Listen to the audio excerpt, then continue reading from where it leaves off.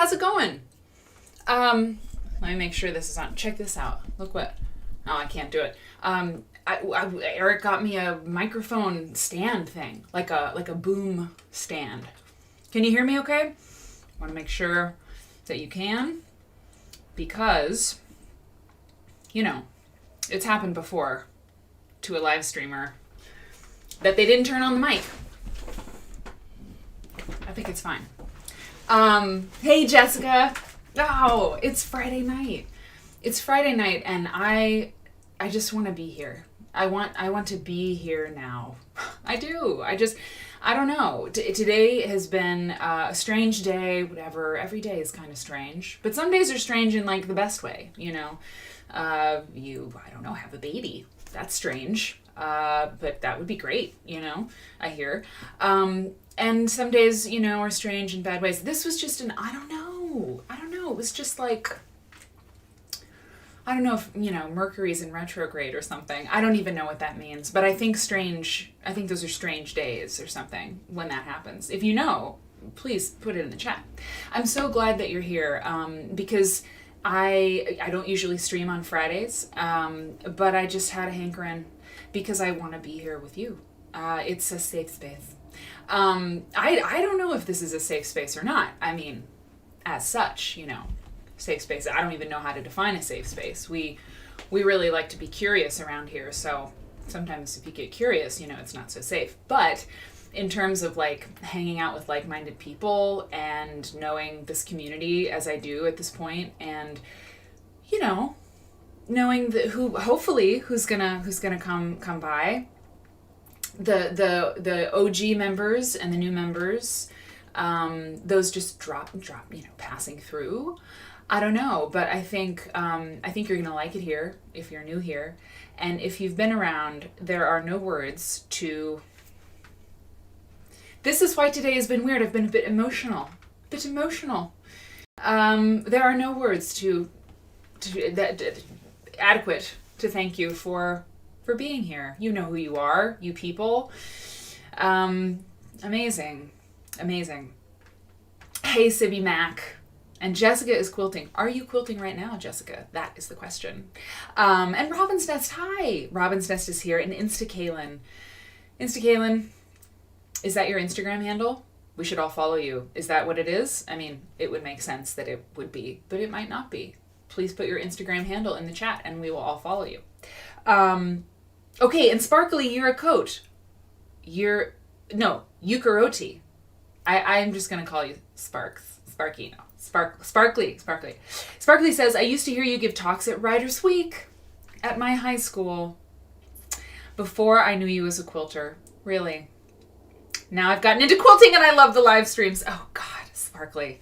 Well, you know, a lot of people who are here in this space don't know that about me. You know, they don't know this other side of my life. I have many sides to my life. I contain multitudes. Most of us do. But yeah, I mean, I'm a writer before I'm anything else. And I actually did a lot of writing today. Anyway, but yeah, I mean, I just got asked to go to Fremd this year, you know, but I don't know if it's going to work out or not. But which high school were you at? So what people don't know, many people, except Sparkly knows, is that for many years, I did a lot of gigs for a while, but then, you know, I sort of started doing different things and I couldn't always do them. But high schools, I'm on like the high school Writers Week circuit, like the Writers Festival circuit. So I'm one of the people who comes in and like talks about writing and publishing, and I read my work. And when I was a neo-futurist, I performed plays and things like that. And it was one of my favorite things to do. And still it is one of my favorite things to do at this particular high school, Fremd High School in Palatine, Illinois. I have a love affair with the high school. I mean, it might be a little on the edge of, no, it's completely appropriate. It's the high school that I love. It's just a wonderful place. And I've been going to Fremd every year for Writers Week. I mean, let me think. I mean, I started doing slam poetry in Chicago in 2002.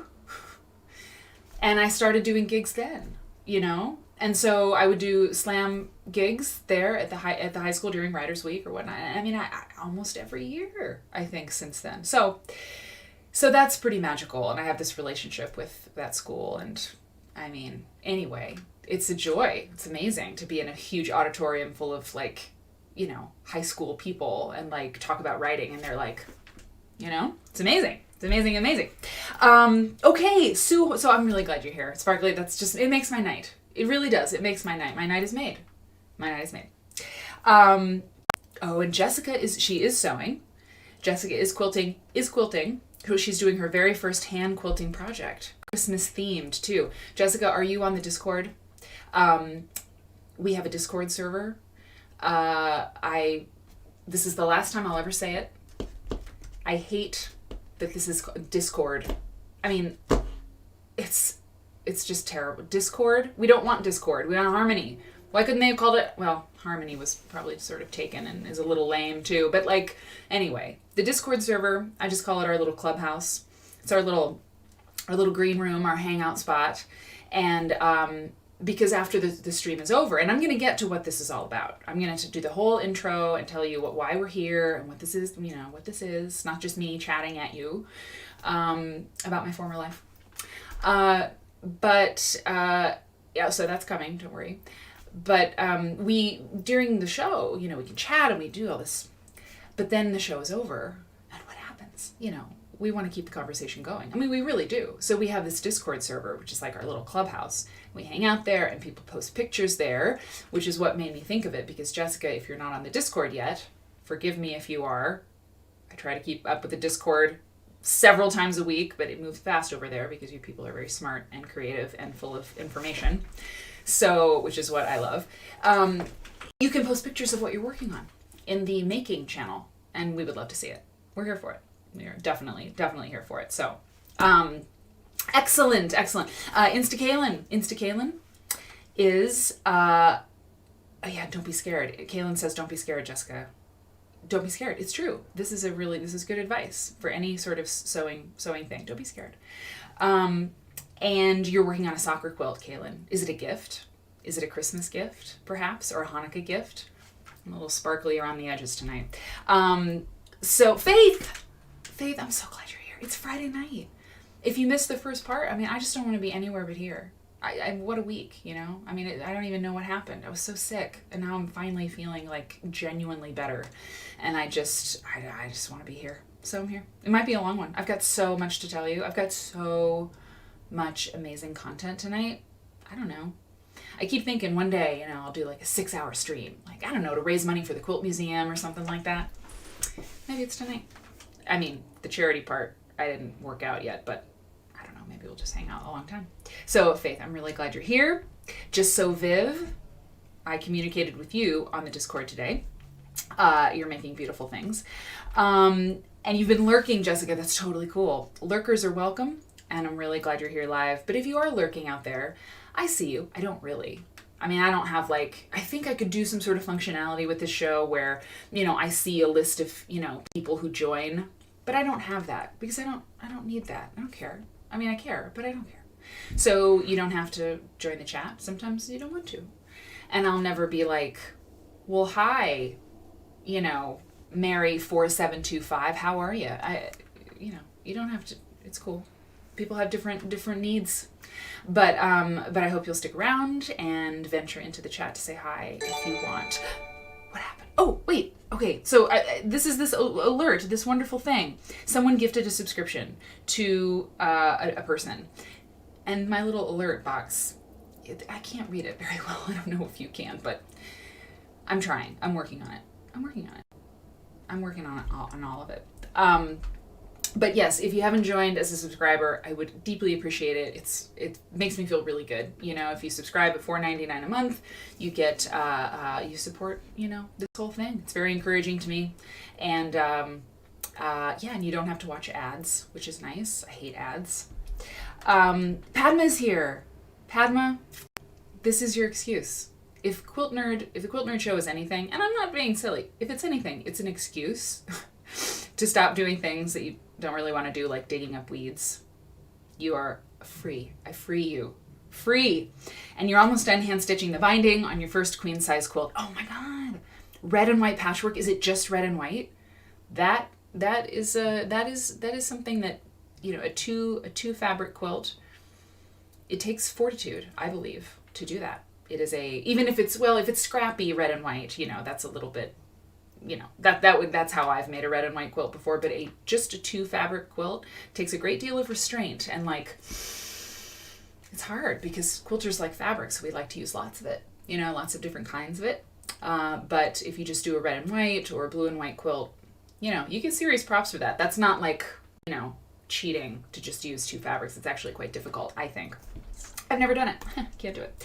The quilt behind me is cool indeed. It is cool indeed. And that's how we start every show. Once the hellos and the welcome to the rooms are we've settled here. It helps me get settled, frankly, to just chill with y'all. We start by talking about the quilt that's behind me. We do that every show. It just happened. It was very organic. There's a different quilt behind me every time, and it's always a fascinating piece of work. It's always a piece of work. And this one's great, right? It's really good. Okay, so Sue Horn. Yes, okay, that's who said that. Sue Horn said that. Welcome, welcome, welcome. Sue Horn. Raffle Waffle. Oh my gosh. Raffle Waffle snuck out of the office to work from home this afternoon. Bang. You picked a great day. I don't usually stream on Fridays. Why not? I don't know. But I think I should start doing it. Anyway, we're doing it now. You're working at home. It's Friday. This is good. It's a good start to the weekend, I think. You love my makeup. Well, that's good. I don't know. Thank you. Thank you. I don't know how to do makeup anymore because now, these days, people who do makeup are they're like... They're like the Bob Ross, of bronzer. I don't know. I don't know. But thank you very much. I have a filter.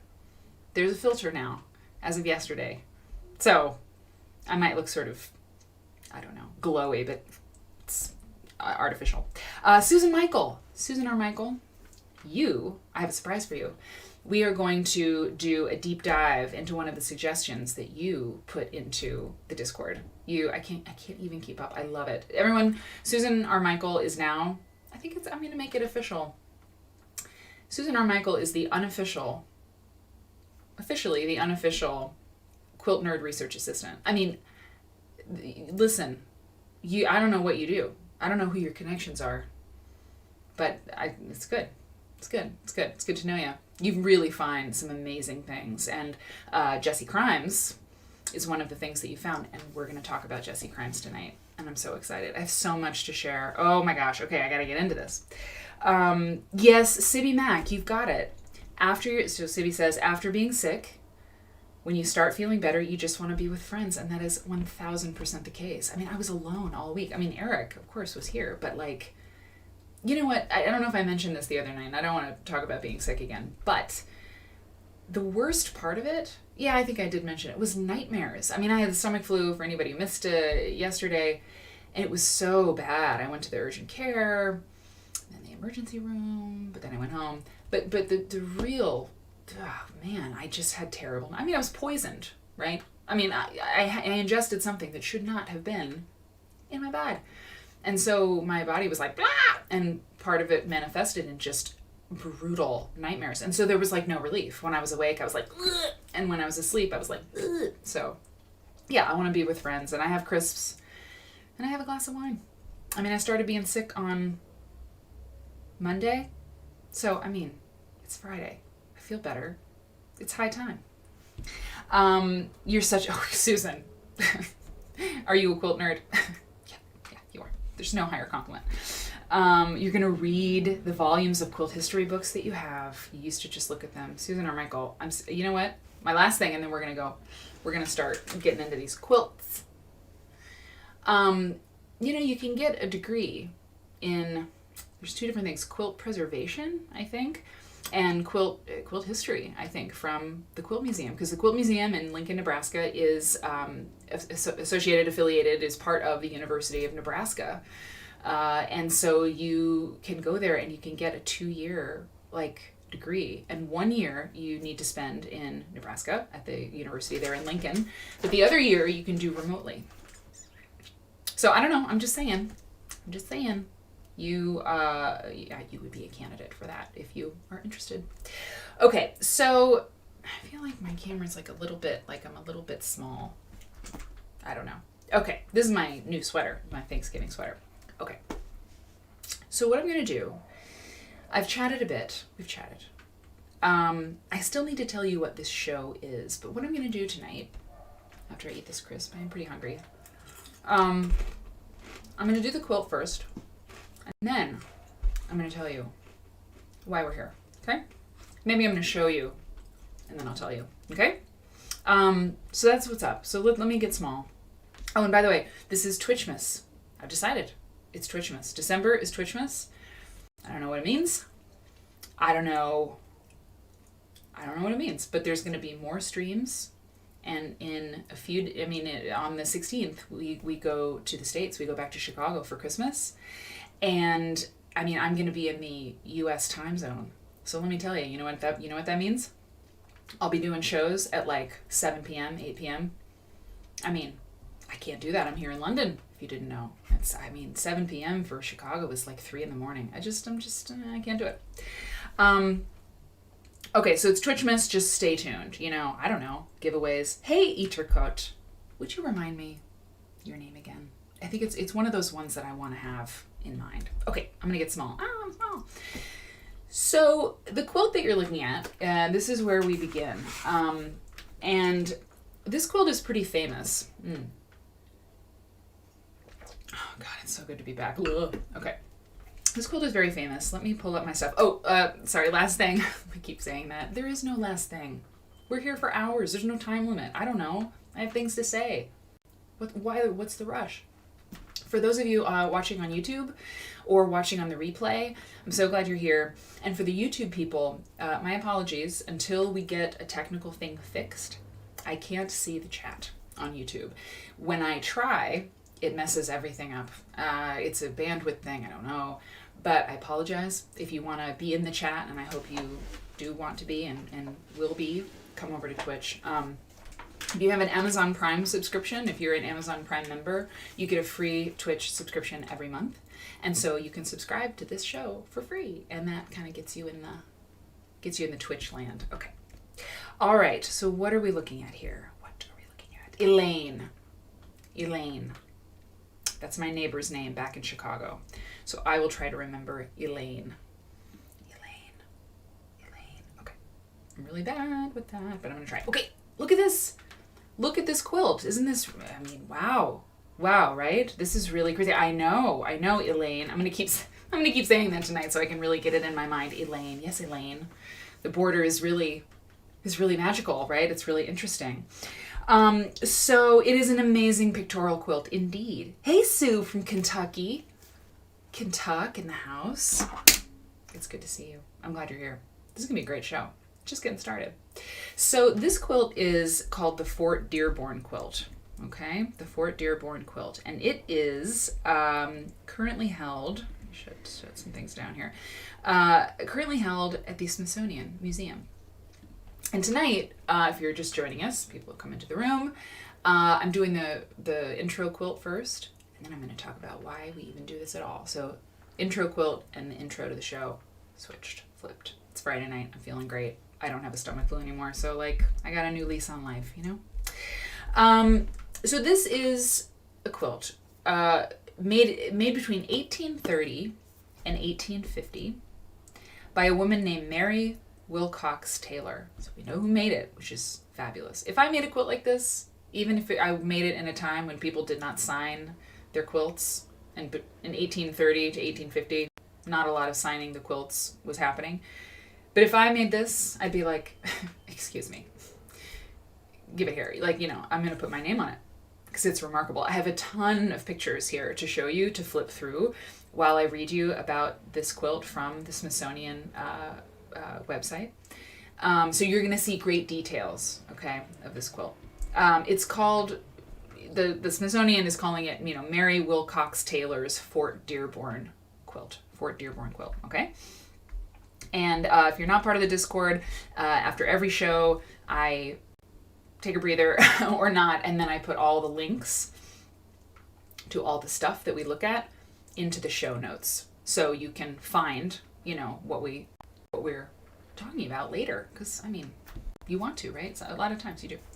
Okay, this is kept at the National Museum of American History. Okay, let's take a look at some of this. Let's take some details of this while I read to you what they have listed here. Okay. Is there a link to join Discord? Yes, there is, Jessica. Yes, there is, and I will put it in the chat, and or someone else, if someone else could. It's Discord, like .gg/quiltnerd. We got our vanity URL. I'm so glad. Okay, so here's what it says. There's a quote. What is this quote? Okay. There was exhibited at the late, I need to, they have a quote in front of this, but I think that's a typo. If I'm quoting someone reading this, I want to tell you who it is, but it's not clear. So, there was exhibited at the late Mechanical Fair, that's a proper noun, Mechanical Fair, held at Chicago, Illinois, by Mr. C. Taylor of that place. This is, an announcement or something that the Smithsonian is referencing, right? Because we know because of that particular grammatical style. Okay, I'm going to begin again. There was exhibited at the late Mechanical Fair, held at Chicago, Illinois, by Mr. C. Taylor of that place, a quilt composed of 9,800 pieces of silk, each of which was about an inch square, and all sewed with exceeding beauty and neatness. Its chief charm, however, was the great skill evinced in the ingenious blending of colors so as to produce a proper effect in the representation of various figures which ornamented it in every part. A brilliant sun shone in the center. Hang on, let's look at the brilliant sun. The brilliant sun. A brilliant sun shone in the center. The moon and stars beamed out from one corner. Oh, I've got a really good picture of that.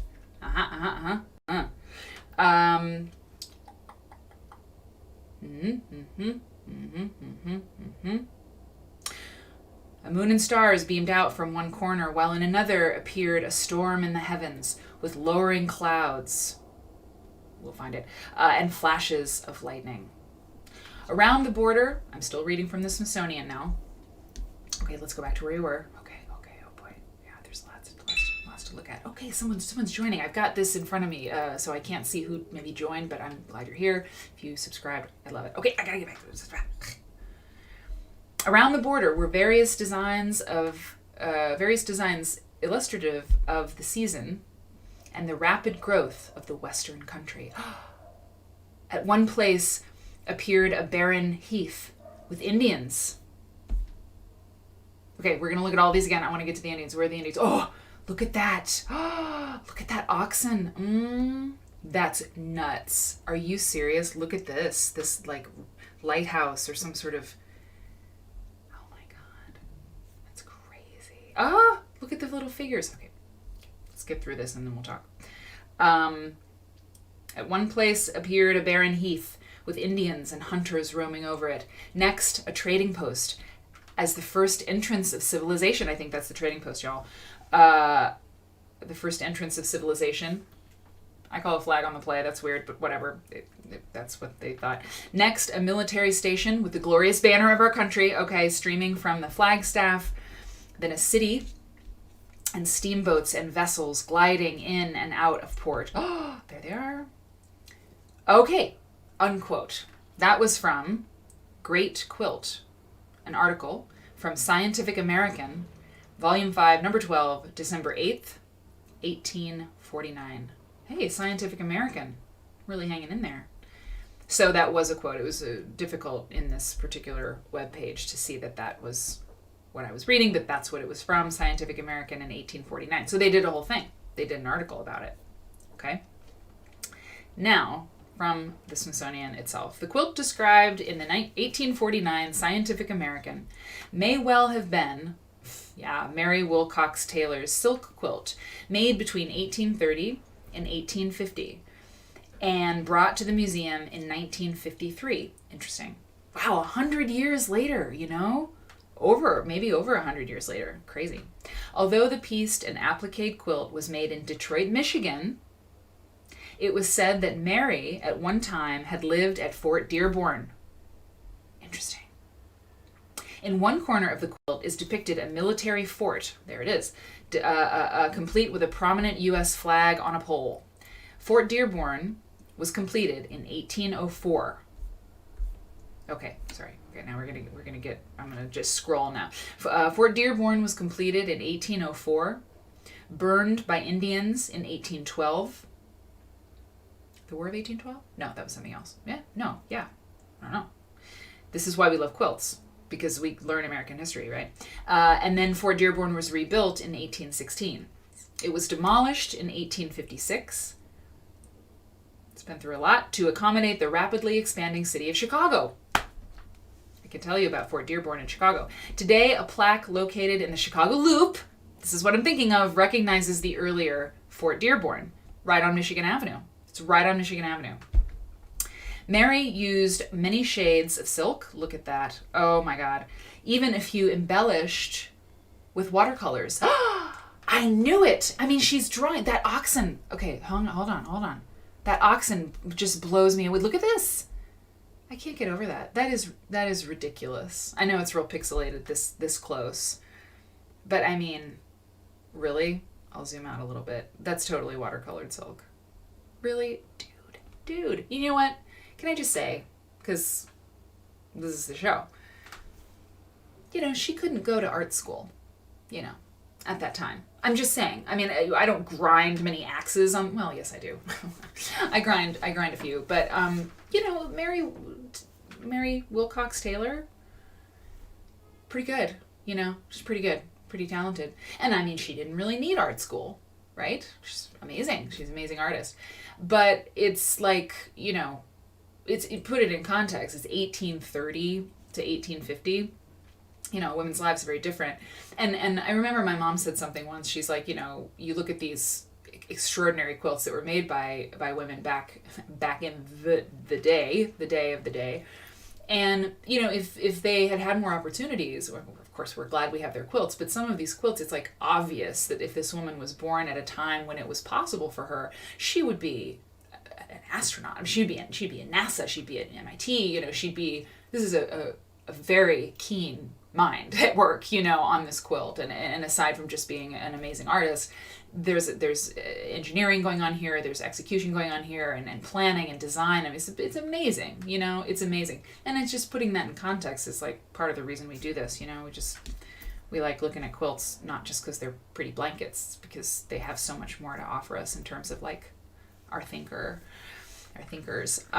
So Mary used many shades of silk, even a few embellished with watercolors, to depict the skies from dawn to dusk, sunny to stormy. Vignettes on the outer edges of the quilt are detailed and precise, using many different fabrics and techniques. They portray scenes of the growth and changes in Chicago during the first half of the 19th century. All the diamond-shaped pieces are quilted in an outline pattern.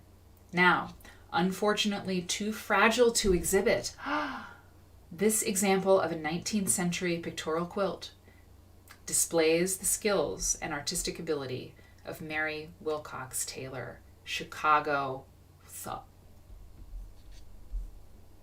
Pretty good one, right?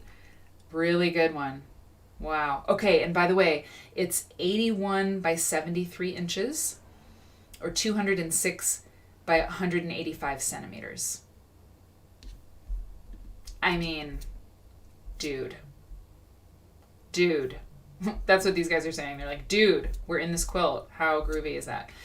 Yeah. So, I mean, it's really a masterpiece, isn't it? We can look more. What do you all want to see? Okay, I was reading that, and so, hey, Myra, hi, Myra. Myra's getting her own show. It's going to be the Myra show when I catch up with all the things. There's going to be a Myra show. Just trust us. Okay. Yeah, okay, I got to catch up. This is great stuff. This is great. Okay. Said hi to Sue. Okay, great. Okay, yes, link to join the Discord, yes. So Elaine is asking, are the corners appliqued over the diamond piecing, or does the piecing change in the corners?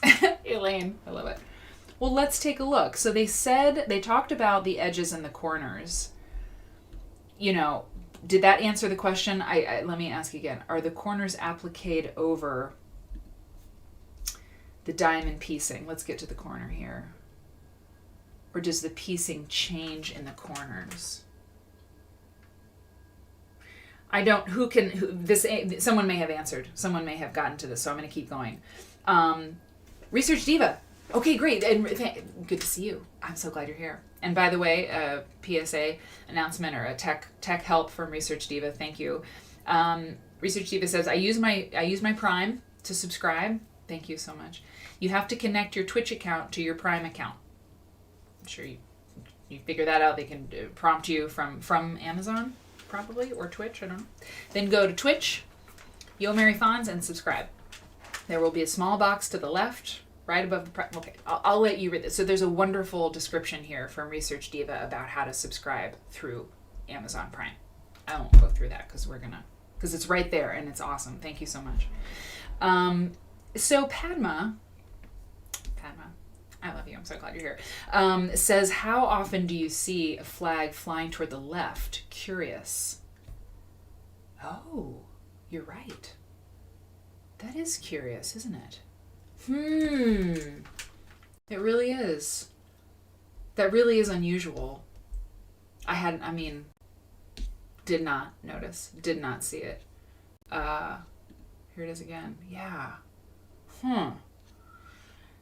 There's this, it's been said, look at that. It's been said before, I've read it in many different places, and I've heard it from a few people, that, women sewed secret messages into their quilts, or that there were, quilts were a way to communicate with each other, like symbolically, like secretly.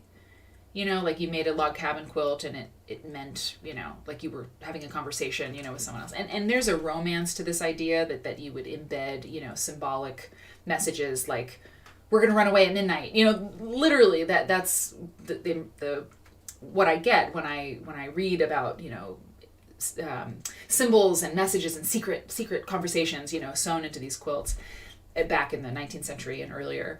And there's no evidence really there's no evidence that people were, using quilts to send like secret messages to each other.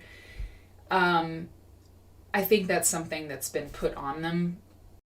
And but okay, so the reason I bring it up is like, the flag flying to the left, she might have been trolling a little bit, like maybe America's got a few problems, like maybe it's, the flag flying proudly, always to the right. It's like, yeah, well, there's a lot more to the story. And maybe that was just like a very small artistic flourish that was like, her choice to do it, whether it's, and I'm not saying you're suggesting this, Padma, but it's like maybe that is kind of a little flourish that meant something to Mary Wilcox Taylor. We'll never know, we'll never know. But things like that, I do think it's possible that the maker of the quilt, of course, had a very good reason. And she did have a very good reason, whatever she meant by it, whatever reason she was doing that, it was intentional. I mean, look at this quilt. Although, sometimes you just make a mistake and you don't want to tear it out. I know we've all done that as quilters, but really, really observant. Thank you, Raffle Waffle, for the Discord link. And I figured out how to put buttons on my channel page for my Instagram and my Facebook. And the Discord one is coming, so that'll soon you'll just be able to press a button and it'll take you there. And I also made a donate button. Just saying there's one. It goes to my PayPal. So, okay, totally meant to be viewed on a horizontal surface. Yeah. Interesting. Yeah, the quilt is a mic drop. Yeah, exactly. That's exactly what it is, that corner. I know, yeah, sorry, let me keep looking at some of these things. Look at this. Look at that. The painting. Look at the trees. I mean, I don't even know. Like, have you sewn with silk? Have you ever done piecing with silk? Quilt Church, indeed. And here I was thinking the diamonds in the Bronte quilt were tiny. Yeah, exactly. The tassels are amazing, 1000%. Hey, Little Bird Stitch. I'm so glad you're here on a Friday stream. It's crazy, right? Doing this in silk, I know. It's insane. Little Bird Stitch, this quilt is redonkulous. Let's take one more look at the full Monty. Yeah, okay. And then I have so much. Little Bird Stitch. Oh, this is a good. Okay, no, yeah, okay. Here's the full thing. It's just getting started tonight. I'm footloose and fancy free. I was so sick. Feel better. I have crisps. That's why yesterday's show was kind of weird. I didn't have crisps. So here we go. That's our opening quilt. Okay, now, okay. Here's why we're here. And if you've heard this intro before, now is the time for you to take a moment, get what you need before we settle in and go through all these wonderful things I have to show you. Or you can listen to it and hopefully be inspired. I don't know. So, what we just did is plainly quilt nerdery. There's a quilt, that we see in a museum or that I find, online or whatever, we find these things. We find these quilts, and sometimes we find quilts in museums. A lot of times we do, but we also find them, I would say equally. We find a lot of quilts in museums, but we also find quilts in people's lives. And we find quilts on the runway, Calvin Klein, Alexander McQueen, like that runway, not just like any runway, not an airplane runway. We find quilts in the country, and that's what I think. A lot of people think quilts. That's where quilts live, is, in rural places, and people in the country make them, and they're these homely, homespun kind of objects, and they are. But we also find quilts in New York City, a lot of them, and we find quilts in Chicago. And we find them being made by people who are just filthy rich, and we find quilts being made by people who have very little monetarily. And so we find quilts long ago. Quilts exist. They're really old, right? All around the world, people make quilts, and some of them are very, very old. The oldest quilt sort of instance of a quilted thing, the Ivory King statue. Okay, it's an Egyptian statue. I forget how old it is. I'm not going to make a fool of myself by saying what BCE it is. It's really hardcore BCE, okay? The Ivory King statuette, this Egyptian statuette, has like a robe that appears quilted. And there's also these Mongolian slippers, okay? Whatever. So it's really old to do this. And what quilts are essentially is, it's a top layer of fabric, which is like, it's piecing. You piece together this wonderful patchwork, or maybe you applique, but the pretty stuff you're looking at, that's the top of the quilt. And then you have a filling, and it's the batting, and that's what makes a quilt warm, okay? And then you have the backing fabric, which is usually pretty boring, because please, we're tired, okay? Just give it a rest. So it's not a quilt until it's quilted together. And so you have these 3 layers. You can have 2 layers, but let's just move on. There are these 3 layers of this thing, and when you quilt it together, and you can use wonderful complicated stitches, or you can use really simple stitches, but then you have a quilt. And the magical thing about them is that they're useful. They're beautiful. Sometimes they're beautiful like this is beautiful. Sometimes they're beautiful because they're just really simple, and like your aunt made it for you, or you made it for you. They're really beautiful in these different ways, but they're also useful. And that's why I think quilts win in terms of objects that we use and love, and we could nerd out on. You can nerd out on so many things, There's a lot of nerds on Twitch, You might nerd out about Fortnite, and it's completely legit. We nerd out about quilts because there's a lot there. There's a lot of emotion in a quilt. There's a lot of art in a quilt. There's a lot of really confounding head scratchers. How much is a quilt? I don't know. How much would you put on this quilt? How much should this quilt cost? I mean, anyone? It's almost impossible to say how much a quilt should cost. You can compare it to a painting, but you know what? You can't use a painting. You can't sleep under a painting. You could compare it to a sculpture, maybe, but you can't sleep under a sculpture. You can't like barf on a sculpture and then put it in the washing machine. Nobody needs to be barfing on Mary Wilcox Taylor's Fort Dearborn quilt, but you know what I'm saying. You have a quilt, it's on your bed, you get the stomach flu, you're super sick, but a quilt is like, you know, it's tough. So you have these beautiful, emotional, tough objects, and they last a long time. So then you have these beautiful, tough objects that we can use that last for generations. So now you have this thing with memory in it. And so, you know, I grew up in a house where there were a lot of quilts. And I was like, quilt's great, whatever. But I was busy. I was busy doing writing, performance. I'm the wild one in my family, so I've been up to no good, you know, plenty of my life. You don't know about that either. A lot of you don't know about that either, but, you know, I've kept 2 sets of books a lot of my life, in a good way. Don't worry about me. But you know, I've had this life, and I was like, yeah, quilts are great, and I never really thought about them that deeply until I did, and I was making quilts and everything. But I figured out what was right in front of me the whole time when I was growing up around all these quilts, and that was that they are not just blankets, that they're portals. And this one really looks like a portal, right? You can really look like a portal. You could just dive into that. But the magic of the quilts sort of like appeared to me. And I was like, okay, I want to know about all the things. I am so interested in all the things. And there's no time. I'm 42 years old. There's no time to investigate all the things that I want to know about and all the things that I love. But quilts give me away, because when you look at a quilt, like I live in Chicago when I don't live in London. I know Fort Dearborn. I know about it, you know. And now I know about a quilt and a woman who lived at the time when it was there, you know. And so I have a connection and a reason to know more about Fort Dearborn. And when I go down Michigan Avenue, when I live in Chicago and I've lived there a long time, when I walk down Michigan Avenue and I cross the bridge, Michigan Avenue Bridge, that's where the Fort Dearborn Memorial is. So I'm crossing over the Chicago River, this river that I adore, and the city that I adore, downtown Chicago, oh my God. And there's Fort Dearborn, the memorial to it.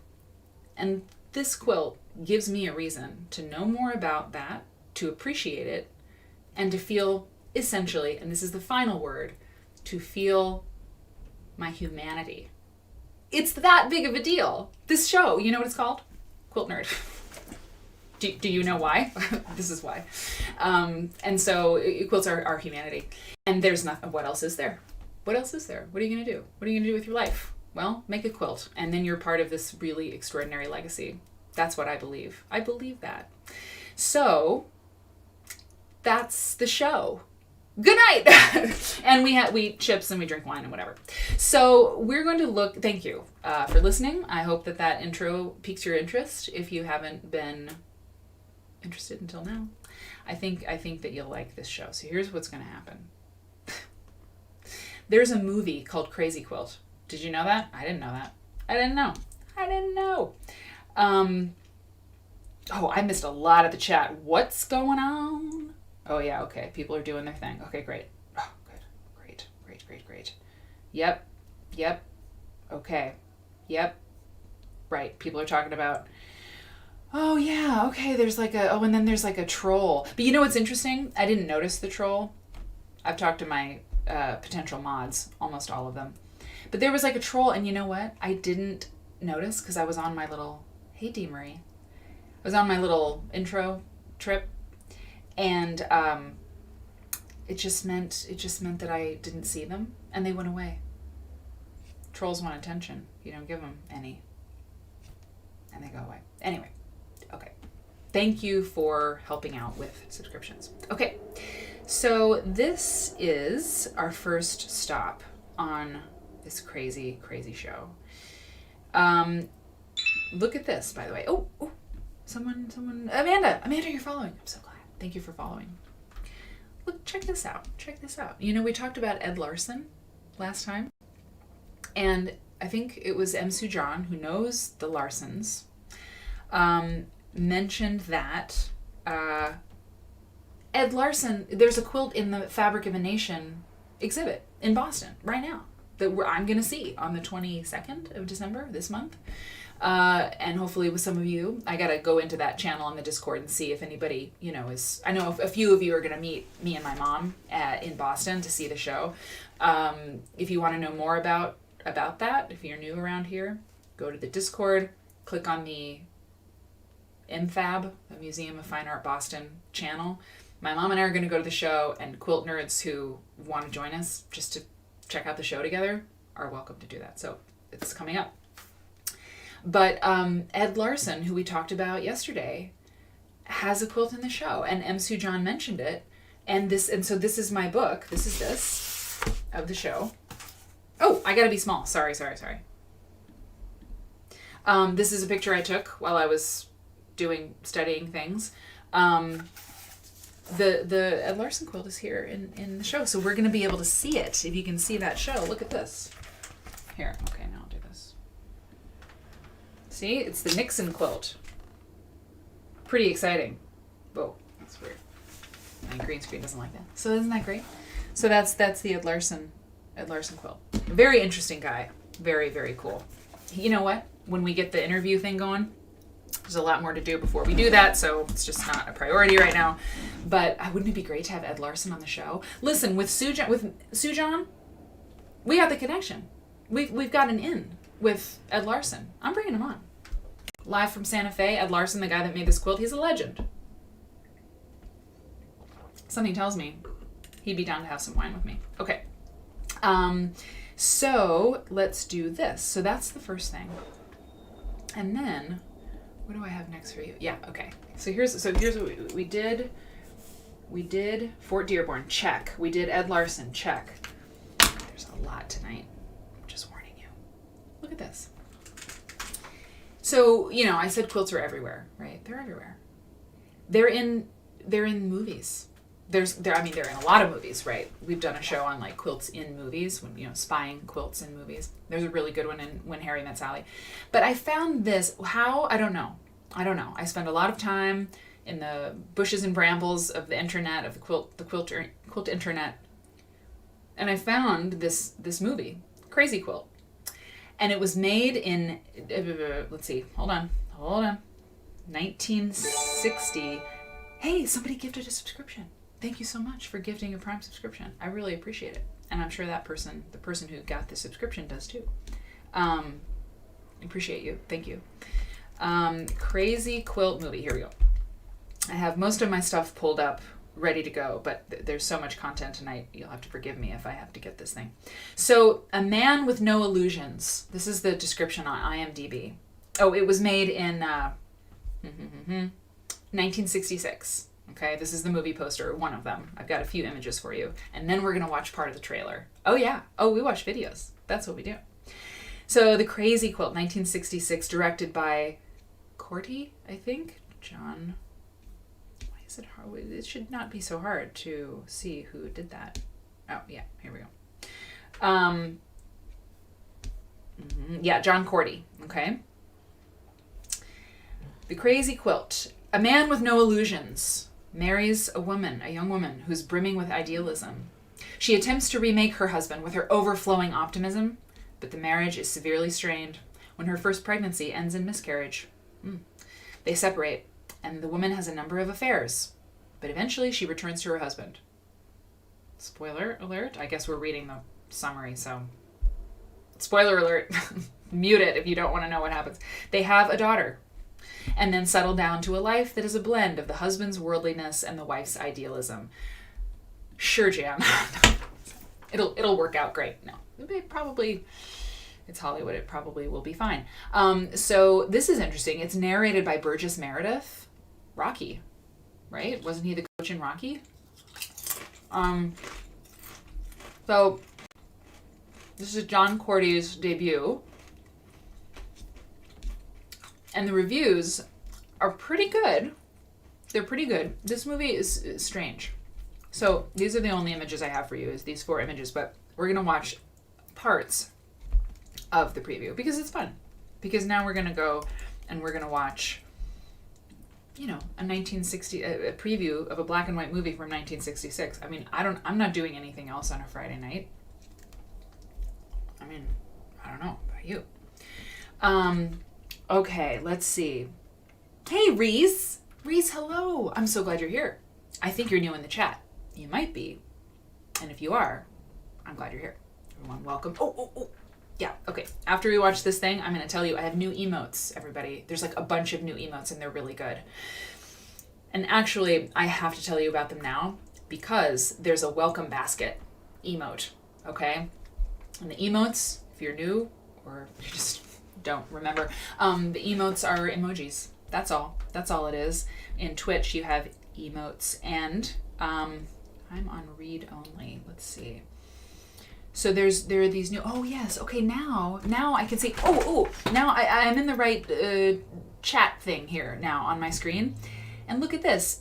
If someone subs, gifts, or uses bits, we're like on a hype train. Someone's running a hype train. Or maybe we have 4 minutes and we're at 94%. And a hype train, it's just really good. It's really good for the channel, and it's really good for us. And if like, I don't know, if like one more person subscribes or gifts a subscription, I think we'll like complete a hype train. And it's great. It's great. It's a great thing. If someone else knows what happens when we have a hype train succeed, let me know. But now I can see that Elaine gifted a tier 1 sub to Lainey Lou 50. Thank you so much, Elaine. Now I can see these. I really, really appreciate it. Lauren Kroon subscribed at tier 1. I understand now why the hype train is happening. Yvonne subscribed with Prime for 2 months. Thank you. We appreciate you, Yvonne. You know I do. Hey, and we did it! Look at that. You see that? That 100% hype train thing. It's so great. I didn't have anything to do with it. That's awesome. It just feels good. It's a thing. Quilt nerd is a thing. It's like really happening, you know? It's wonderful. And Jessica is quilting. Okay, good. You helped out. Krimes, it's so good to see you. You subscribed at tier 1 for 2 months. I really appreciate you. Thank you. Now I'm seeing all of these now. And I'm grateful. And thank you so much. Thank you. And everyone's helping everyone. It's just great. Okay, yeah. And here, Myra, you've got the new emotes. Okay, so check it out. So there's a lol emote because I thought we don't really have, I want it to be clear when we're laughing, you know. So I made that emote. I like designed it. So there's a lol emote, and that little guy. Okay, hang on, let me show you. Like I said, I'm so happy to be here that, I mean, it's just gonna be a late night. That little creature. Okay, in the Discord, we have a little creature, and the emote is called Harriet. This little creature that is a new emoji in the Twitch screen is a little creature taken from Harriet Power's Bible quilt. I like cropped out like a little animal, you know, from that because it's very small and I feel like it's an homage. I mean, I don't know. So this is an homage too. This is our little aardvark, okay? So that's our little aardvark emote. You know, I'm not printing it on anything. I'm not selling anything. God, is that bad? I can use a little aardvark, right? I don't know. Maybe I'm like part of the problem. Listen, maybe this is bad. If someone's like, you know what? It's not cool. That's Harriet Power's aardvark. I don't think it should be an emote. I will 1000% not use it. It's totally cool. But I just feel like it's for when stuff is just really cool. Because Harriet Powers is just like cool, and her quilt is maybe the coolest quilt. So it's like a big. I'm trying to be, you know, like complimentary, right? That like if we see something that's just like so cool, it's like it gets a Harriet, you know, it gets a Harriet aardvark, or in the Discord it gets a little Harriet thing. So that's what that's about. And if people are uncomfortable with it, I get it. Because, you know, the Harriet Powers quilt was the victim of copyright infringement, you know, and I don't want to be a part of that. I'm not a major multinational corporation selling replicas of her quilt. It's an emoji, but you know what? It's okay. I am corrigible. Okay, and the thimble, Myra can tell you about the thimble. I'll tell you about the thimble a little bit later. So, I'm cracking up with the baby. What's the baby? Cracking up with the baby. Krimes, thank you so much for gifting a subscription. This is the best. Why have I never streamed on Friday night? The vibe is good. Thank you. Thank you for giving a Prime subscription to Sue Kentucky. Really appreciate it. Okay, yes, attribute her on the image and it will be cool. Elaine, I think that is good. I think that is the right way. Okay. Yeah, I like Sparkly. I like the emote too. So if anything's like super cool or just awesome, the Harriet Powers aardvark is the thing. The apple there is just when something just strikes you, it's just extremely nerdy and great. You know, we have a little graduate cap emote for when you're like really happy and you're like, oh, my nerd vibes are like, I really learned something, you know, but the nerd apple is just like, wow, that's super nerdy. And then that little basket, the little welcome basket, Dee Marie has used it perfectly for Sue Kentucky. It's a welcome basket to welcome them to the chat and welcome to this show. So that's the scoop. Oh yeah, there's a Yo Mary baby. Okay, yeah. The Yo Mary, the baby, we have a mascot. I'll show you. It's just a freewheeling show. This is the baby. Talk about copyright. We found this baby together one night. Remember this baby? Those of you who have been around for a minute, you remember this baby. This is a baby that I just find this hilarious. Oh no, that's not good. It's a quilt. You know, I need to find again who designed the quilt and who took this picture, which is adorable. You know, they took a picture for their pattern that they want to sell, and you know they put a baby on the quilt. But the baby, to all of us who were in that show that night, the baby looks like it's sort of floating in space. It's just a strange image. It's a very strange image. It's charming. It's adorable. It's hilarious. It's great. So there are 3 tiers of subscriptions on Twitch. There's the $4.99, which is the Amazon Prime level, whatever. And then there's tier 2, which is $9.99. I don't know what to offer yet for a $9.99 subscription. I have no idea. It's available for you to subscribe to, but I kind of don't want you to because I don't know, you know, I got to work on my subscription program. But if you do subscribe at tier 2, maybe this is all you need. You get access to the baby emote. It's the baby. But you can't use it unless you're a tier 2 member at $9.99 a month. So listen, when somebody subscribes at $9.99 a month and that baby shows up in the chat, I don't know. Please don't do it yet. I don't know. I have to think of something. So all of you clamoring to give more money, don't. So that's what's good. Yeah, the swimming baby. Padme, it's the swimming baby.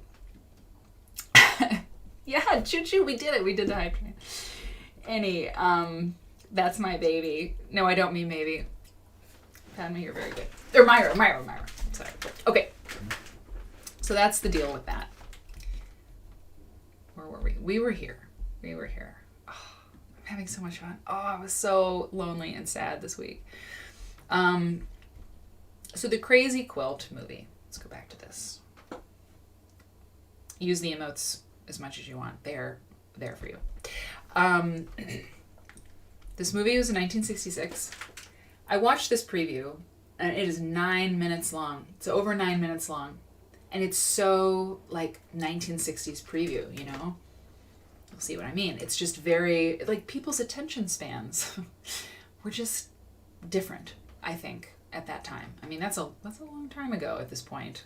Feels like it's 80 some years ago. And, no, sorry, 60 some years ago. And this is a trailer. They don't make trailers like this anymore. Okay, so I'm going to play some of it. Gotta fix my lipstick. And, hey, Nose Quilts! It's crazy in here. You better watch out. It's nuts in here tonight. It's awesome. I'm not going to play all of it because let's just watch.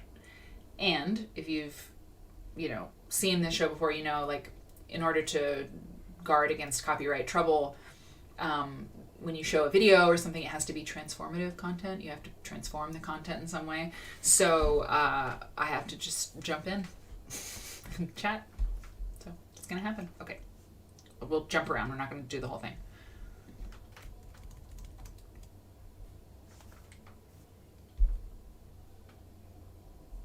Oh, gotta push play. All right, here we go. Oh.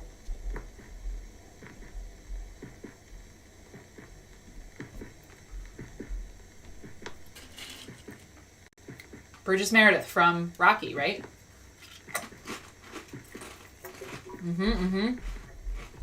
He directed it. Okay. Yeah. All right. Good. Sorry.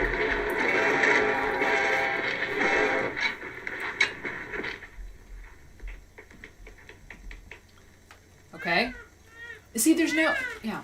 Once upon a time, there was born a man who had no illusions about anything. He quickly found out that Santa Claus was non-existent, that God was dead, that innocence was a fraud and guilt a disease, that happiness was a myth and despair a pose, and that vice was no more interesting than virtue. His name was Henry. Ah. So that's Burgess Meredith, obviously, talking to us. Oh. See, here's the thing. When I watched this, okay. When I watched this, I was amazed. I was really kind of amazed that it took so much time. I mean, it's almost like a mini film, this preview, which the link will be in the Discord, of course. But it's a mini preview, okay? There are long stretches of he's just walking. He's just laying in bed. And then, I mean, it's really something. It's like an art film, but it's a trailer. Anyway, I'm gonna jump to another spot. You know, I just want to give you a sense of this thing. I mean, we could watch all of it. I don't know. Let's let it play. I'm gonna let it play. I'm just gonna let it play. I'm not gonna do anything. I'm not gonna go back a minute and a half, but I'm just gonna... But what if you miss something important? Okay, I'm going to this. Let's just let it play. I'm gonna step away.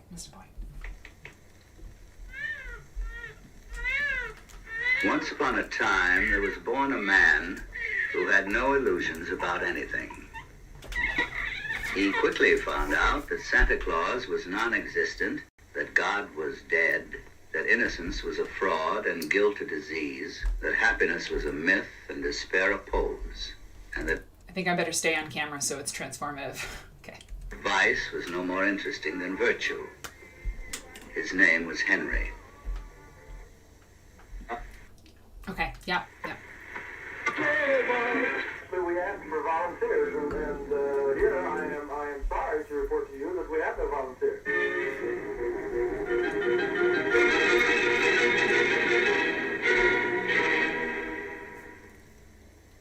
There ain't no free lunch, and you're right. See what I mean? I mean, it's just like he's listening to the radio. Toaster, an automatic Toastmaster toaster, or an imported simulated pearl necklace. Now here's your question. Ladies and gentlemen, our national anthem.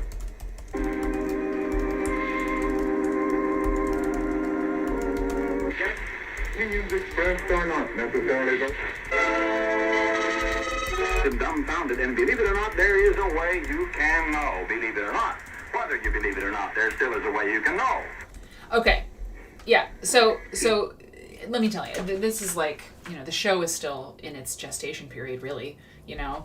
My 6-month anniversary will be January 27th. So that means, yeah, like 4 months we've been at this, okay?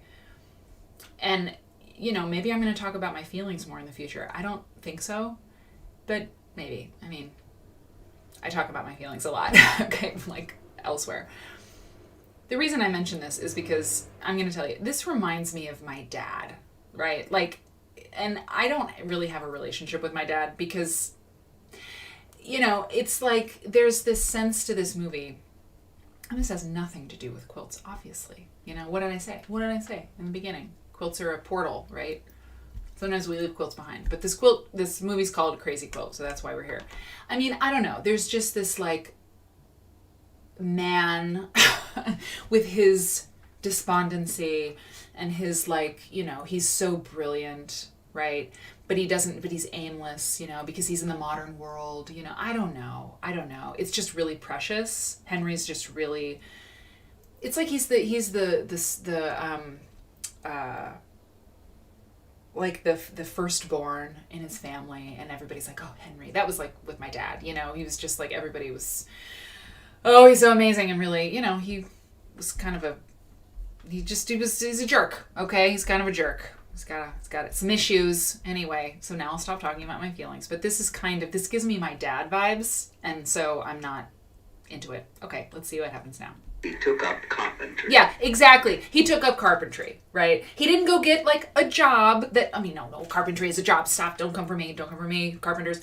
But I just mean, like, you know, he took up carpentry because, like, for Henry, carpentry is, like, it's, like, poetic, you know, to build a house. And carpentry is sort of poetic. And, like, thank God, the carpenters, like, no one knows how to do things with their hands anymore. So, like, I'm really glad carpentry was part of Henry's plan. But it's like he's not doing it for the work and to, like, build a house. He's doing it because, like, he wants to be a carpenter.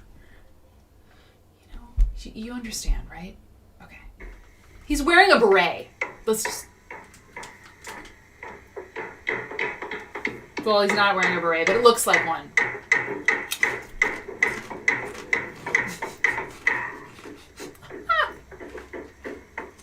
But construction work, like everything else, Cool Ranch had its Doritos. betrayals. You're killing me, my routine. Wood cracking, paint chipping away, nails rusting, Oh, God. walls leaning, gutters filling with leaves. You know the people he works with are like, oh, God, Henry, get that guy away from me. Inch by inch, day after day. The futility of it Susan. all was to be expected. That's hilarious. You see What the he had not futility of it all. expected was sabotage. The futility of it all. Like, maybe some of the carpenters have families and they are grateful for their jobs and they're like, yeah, we're, like, building a house. This looks really good. I'm making, you know, bread to take home to my family. I don't really think it's futile, but go ahead, Henry. Why don't you just quote some Derrida to me, okay? Yeah, that's right. I said Derrida. Henry did.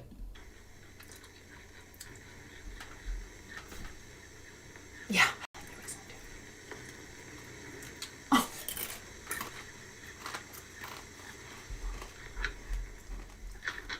Yeah, I know. Christmas, you're right. And so Henry became a termite exterminator. Okay, all right. It's like, so what, you know? Okay.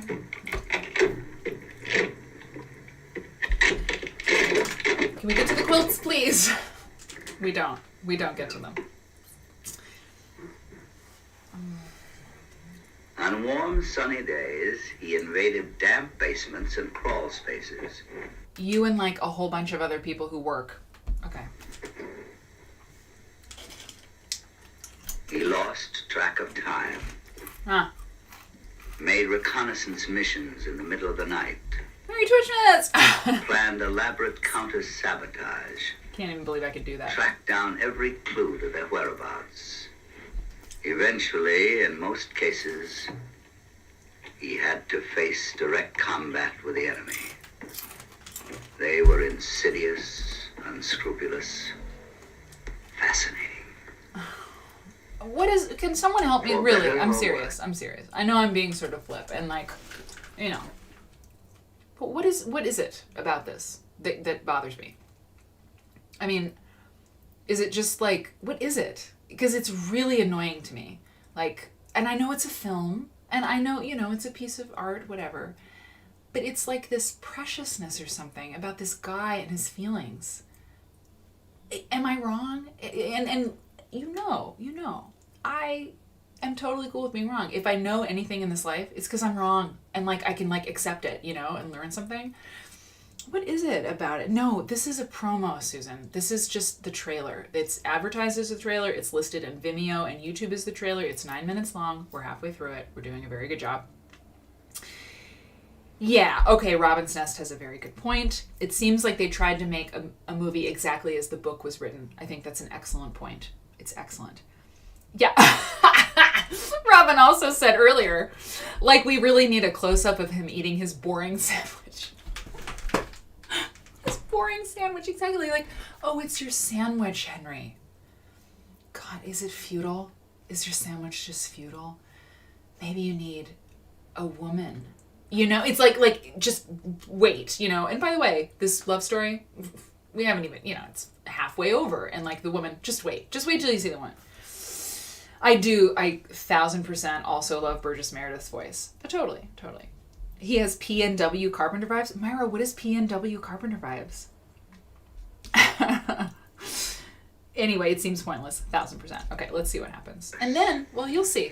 You'll see with the gal. And maybe it's that, you know. And this became his life. Men drink beer. Oh, I know. It's a Faulkner Hemingway vibe that I'm getting, right? You know, they ate, they drank, they fucked, you know, the sun was hot, the bulls were big, you know, it's that kind of thing. Like, cool. It's just a... Anyway.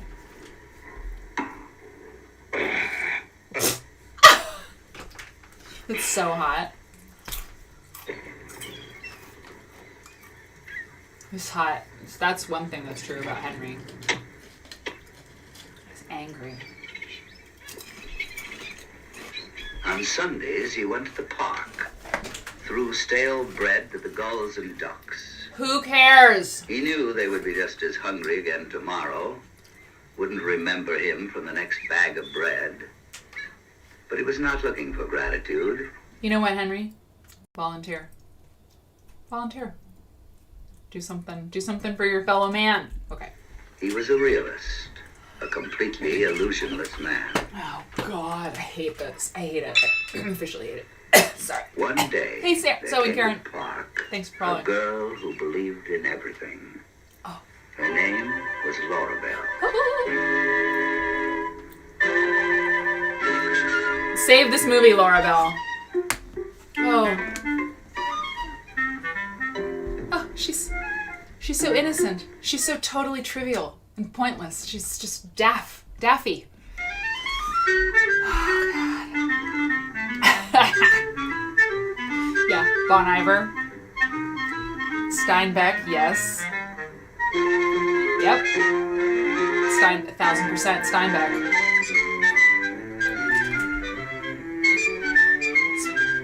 Sparkly has just made a profound point. I mean, you all do, all the time. It's a problem. I can't keep up. But is this a Manic Pixie Dream Girl movie? 1,000%. If you all don't know what a Manic Pixie... Well, let's look it up. I'm full screen. I don't want to screw this. We'll look at the Manic Pixie Dream Girl... Not zeitgeist. How would someone describe the Manic Pixie Dream Girl vibe? It's a thing. It's like an archetype, right? Of like, oh, this crazy girl with green hair and she like reads poetry and like wears belly shirts and like I'm normal, but she makes me feel alive. Did I get it? Is that right? Myra, this is my favorite stream ever. I say that most of the time. Either it's the weirdest stream I've ever done or it's the best funnest stream I've ever done. It's the second kind tonight. Okay. So far he's serious. He's concerned with deep things. He sees the futility in life. So clearly, you know, he's very intelligent, right? Because he's like thinking these deep things. But he's sad. And now comes a Disney princess. Oh, God.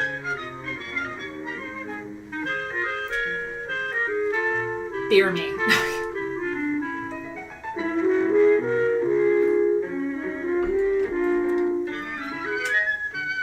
What is she? She's in heels. That's kind of fabulous, actually. Go ahead, girl. Oh.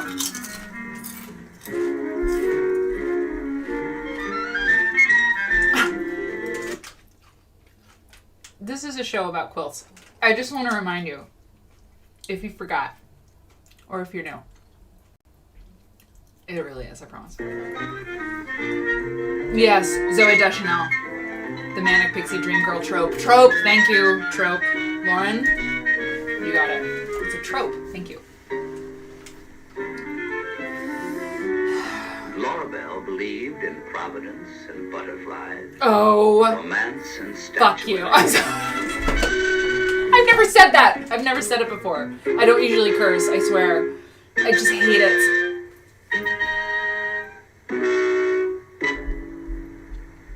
It drives me insane. I'm sorry. I really am upset.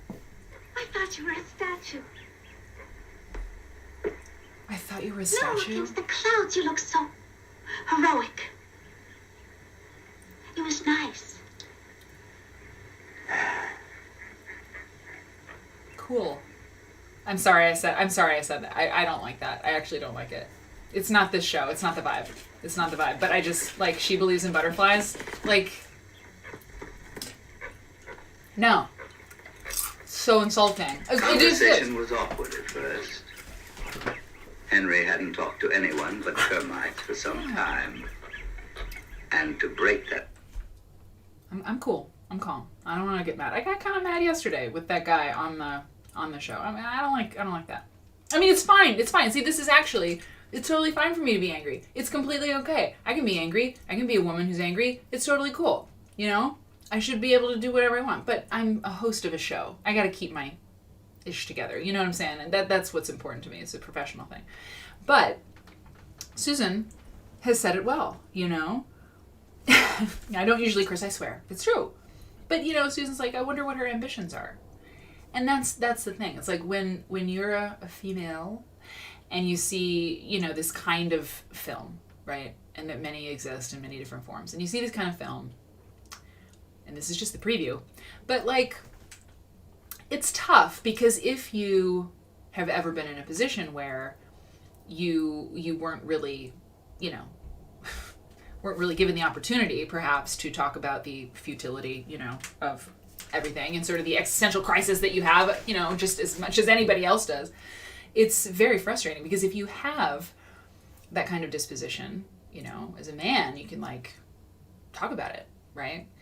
But if you're a woman, you know, sometimes you're, you know, and so then it's worse. If you see, like, the futility and everything, you know, and you're like, oh God, you know, everything's pointless. What's the point? You know, I'm a realist. You know, that's sure, Henry, I get it. You know, it's tough. It's hard to be you. But you get to express that. But if you're her and you feel that way, it's not really okay. So you need to go a different way or not be accepted, right? Whatever. We're talking about very deep things tonight, I guess. Feminist sort of things, whatever.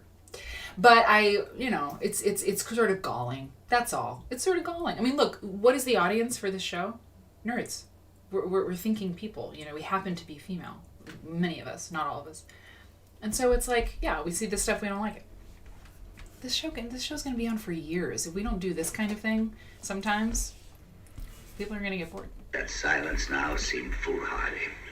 Yeah, exactly, Ivana. Nevertheless, in spite of himself, Henry stuck around. Yeah. Oh, interesting. A nun maker. It's so good to see you. I didn't think they were either.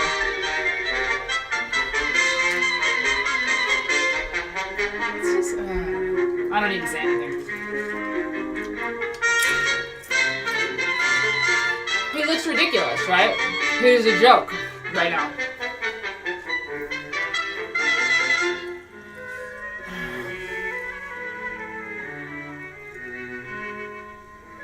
I'm living for her sweater though. I love it. And so I love they it. It's began great. to see each other.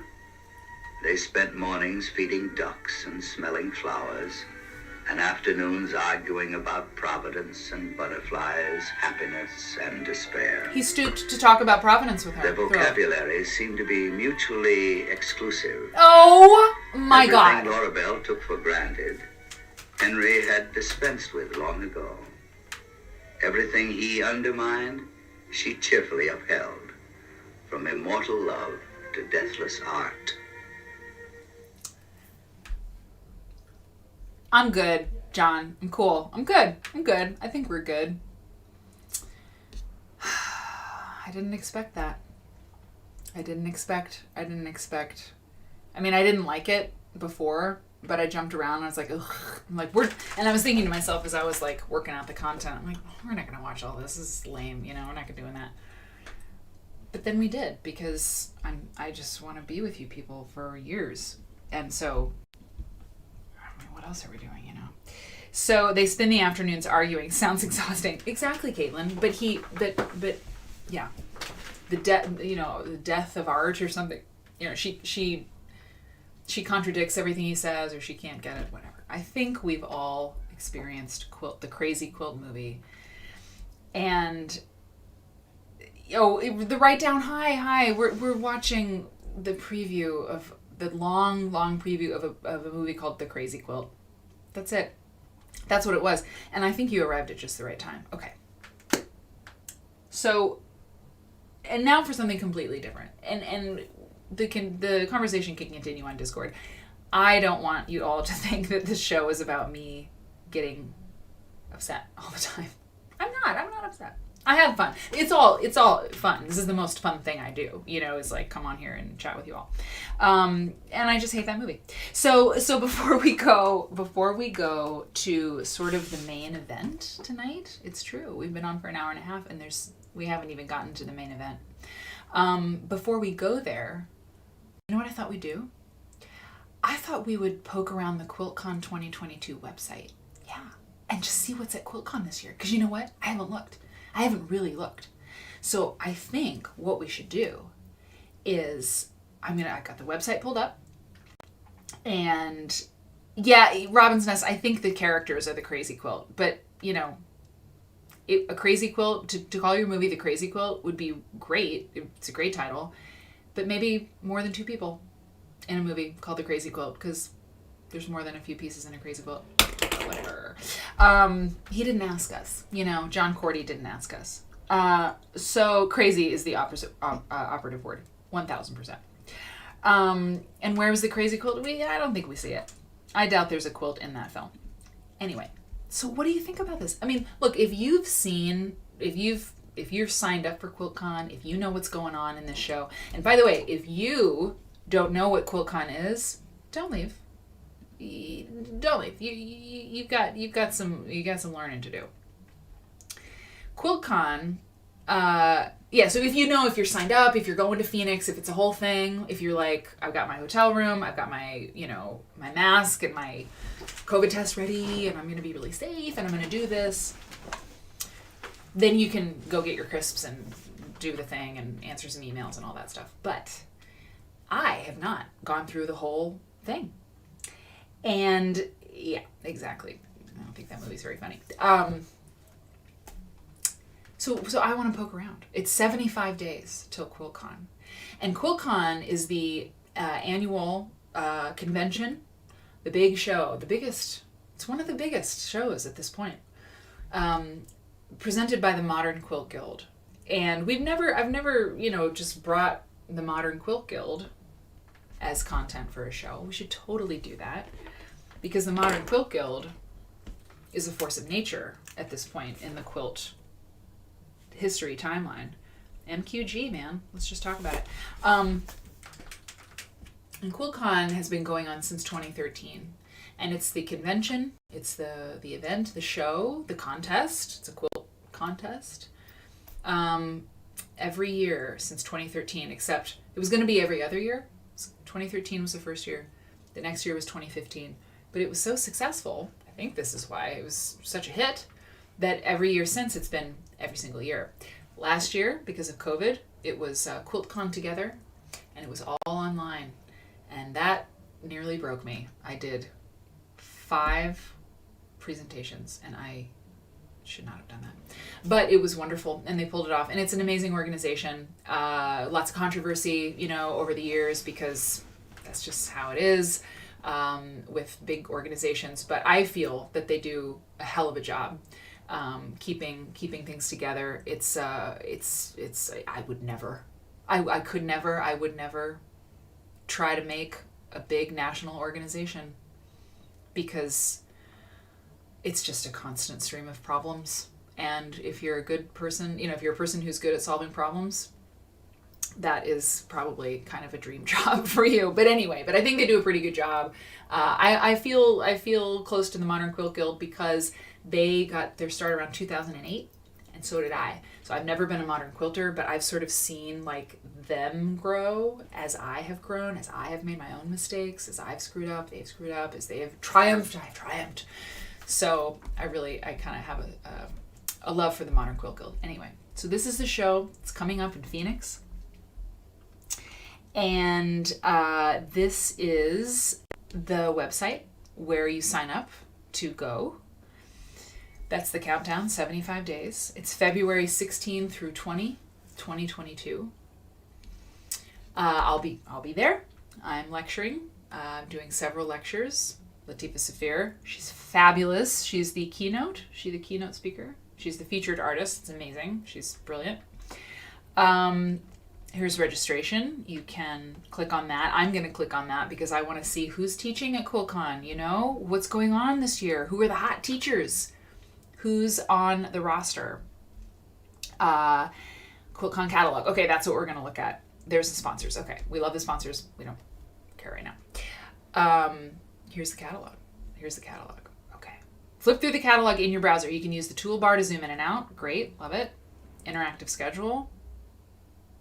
Okay, so it says, please note, member pricing ended November 30th. So if you're a member of the Modern Quilt Guild, there was member pricing, but that's over now.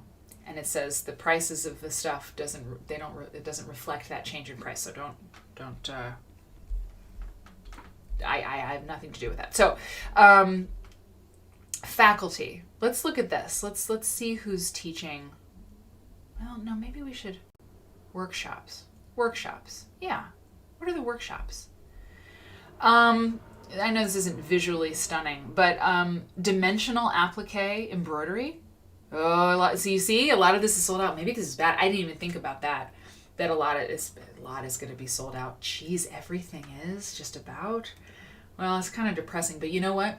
It's not even about like going or not going right now. I mean, I really want to know who is teaching. You know, Cheryl J. Brickey. If you know some of these teachers, or if you've taken from them, or you're a fan of them, will you say something? Will you let me know? Let us all know, because I do not keep up very well with like the it people right now. I don't. I'm always digging in the past, so I'm really out of the loop with like who's hot, you know, and who's like doing really exciting work. It's a problem. I need to figure that out. But this is why I go to QuiltCon and why I do things like this, because I want to know. Cheryl J. Brickey is teaching EQ8, right? Design software, okay? Graffiti quilting, Carly Porter. So interesting. What is that? I'm clicking on her. This is truly like a I discover with you moment of this show, because I'm literally just clicking through a website with you. Carly Porter. No relation to Liz, I happen to know. Free motion. Look at these sold out classes. Graffiti quilting. Okay, well, I'm gonna put her on the list to like, I don't know what that is. Carly Porter. Hang on. I'm bringing this down. Can I bring this down? I can. Oh boy. Cool. Hang on.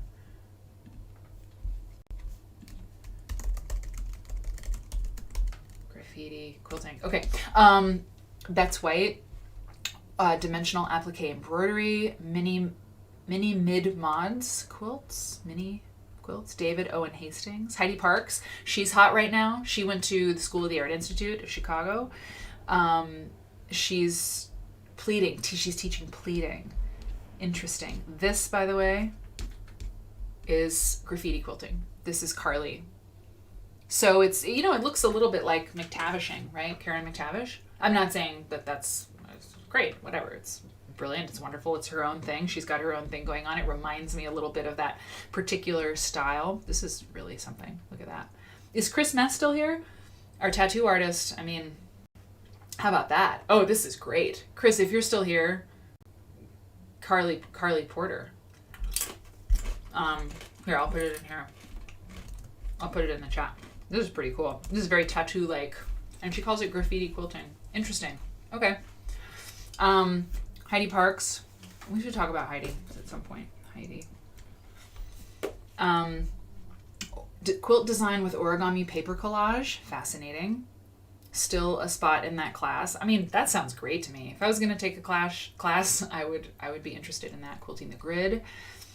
Exploring curvy partial seams. Tig Flanagan. Now, that is a talented person. That is a talented person. Maybe on the break, I'll grab a few of these people. Big impact piecing. Latifa. She's so good. Oh, God, this is great. Clam bake. Ruler quilting design feast. Love that name of that class. Love it. Field of Jeans. Sherry Lynn Wood. Do you know Sherry Lynn Wood? You all have to. It's helpful. You're glad I'm doing this right down? This is helpful? I'm so glad. Oh, that's wonderful. I didn't want it to be sort of dull to just go through the website, but I mean, focused time on QuiltCon, it's a good thing, right?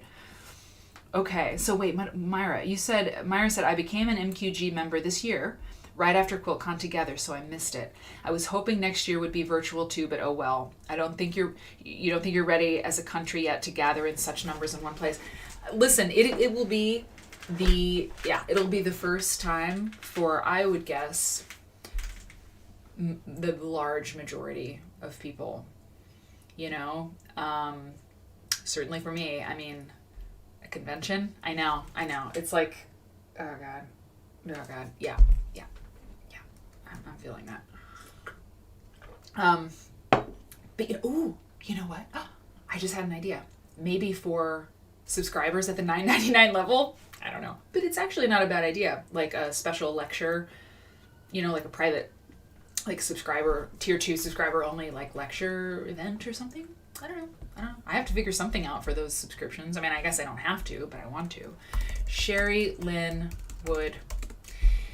That could be fun, Padma. I mean, Myra, why do I keep doing that tonight? I have no idea. Padma, Myra, but I know it's Myra. It's just, I got a lot going on. So look at these quilts. Do you see these quilts? The quickest way for me to show you Sherry Lynn Wood's work is just to do a Google image search, so that's what I'm going to do. She is really, oh wow, I've never seen that picture. Love this. I love this. Ooh, retro. But so from here, right? From here to here. She's really like, the best definition of art that I've ever heard, the definition of art that I go with, and it's a fairly recent like acquisition in my vocabulary in my life. Art is spirit made manifest. Art is spirit made manifest.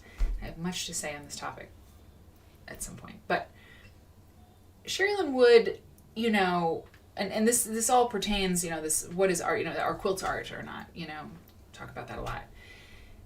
And it's a very complicated answer. Like I said, there's more to say about that, but there's something, Sherry Lynn Wood, and honestly, I don't think every quilt, but there are certain pieces of hers,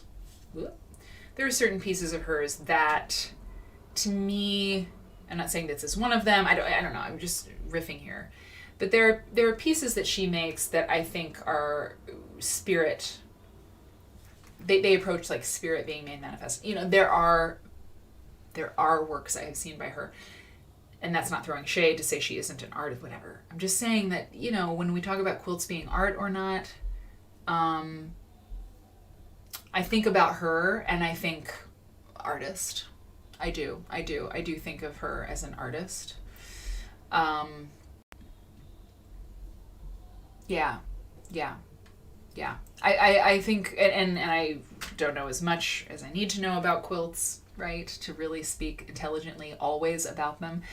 But there are, I think her work is original. I think her work is, look at this, And I've heard, do you all know, have you taken a class from her? Are her classes that you would recommend? Because you learned something, not necessarily her teaching style or whatever, but because you were set free, perhaps, or something really wonderful happened to you in one of the classes. Raffle Waffle, use the nerd emote. I'm so happy, the new Apple nerd emote. I made that one too. I made the little glasses in the mouth and everything. Raffle Waffle just got Sherry's book in improv quilting from the library. Excellent. Let us know how you like it and what you make from it. Put it in the Discord, you know. Dee Marie says, go for it. You will love the book. She loves it. Interesting. The write down. See, now we learn more. The more we're here, the more we learn about our people. The write down says, I was in the art world proper until 2008 and segued into fiber sewing quilt people. Interesting. You know what we should do? When we do interviews together, maybe I should interview all of you first. Just have, if you want to, you know, be on the show. Sherilyn is great. Little Bird Stitch says, oh, Myra, do you have to go? Do you have to go? Do you have to go? Myra, do you have to go? Okay. You might have to go.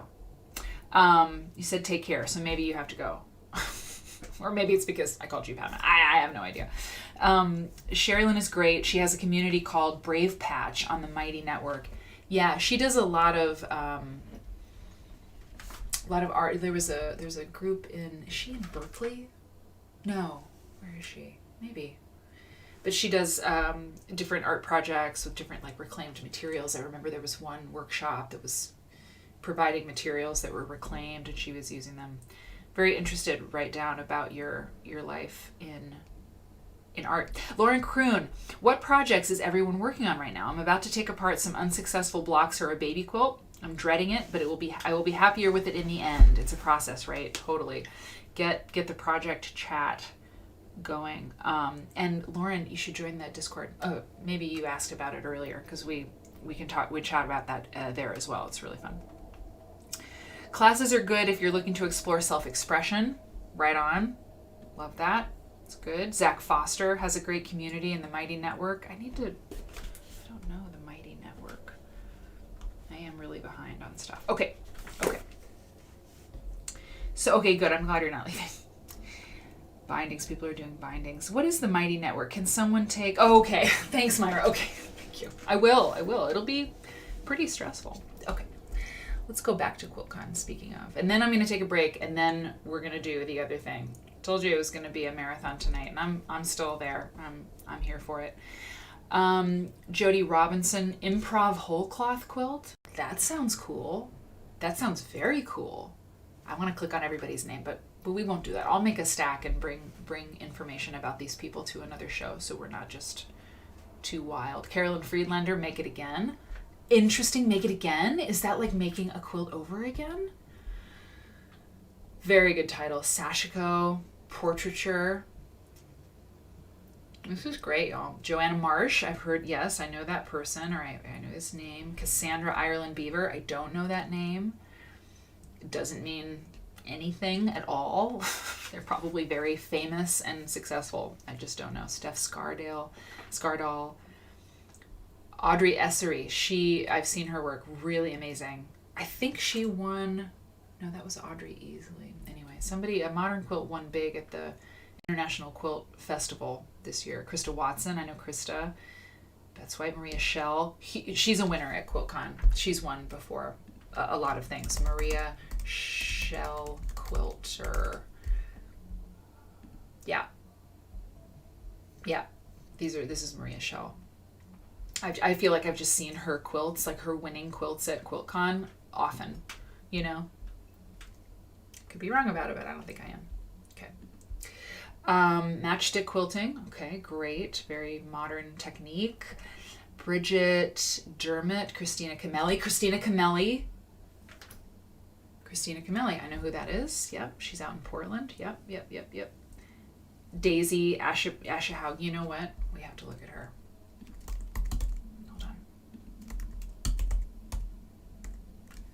Hoog Daisy Quilts.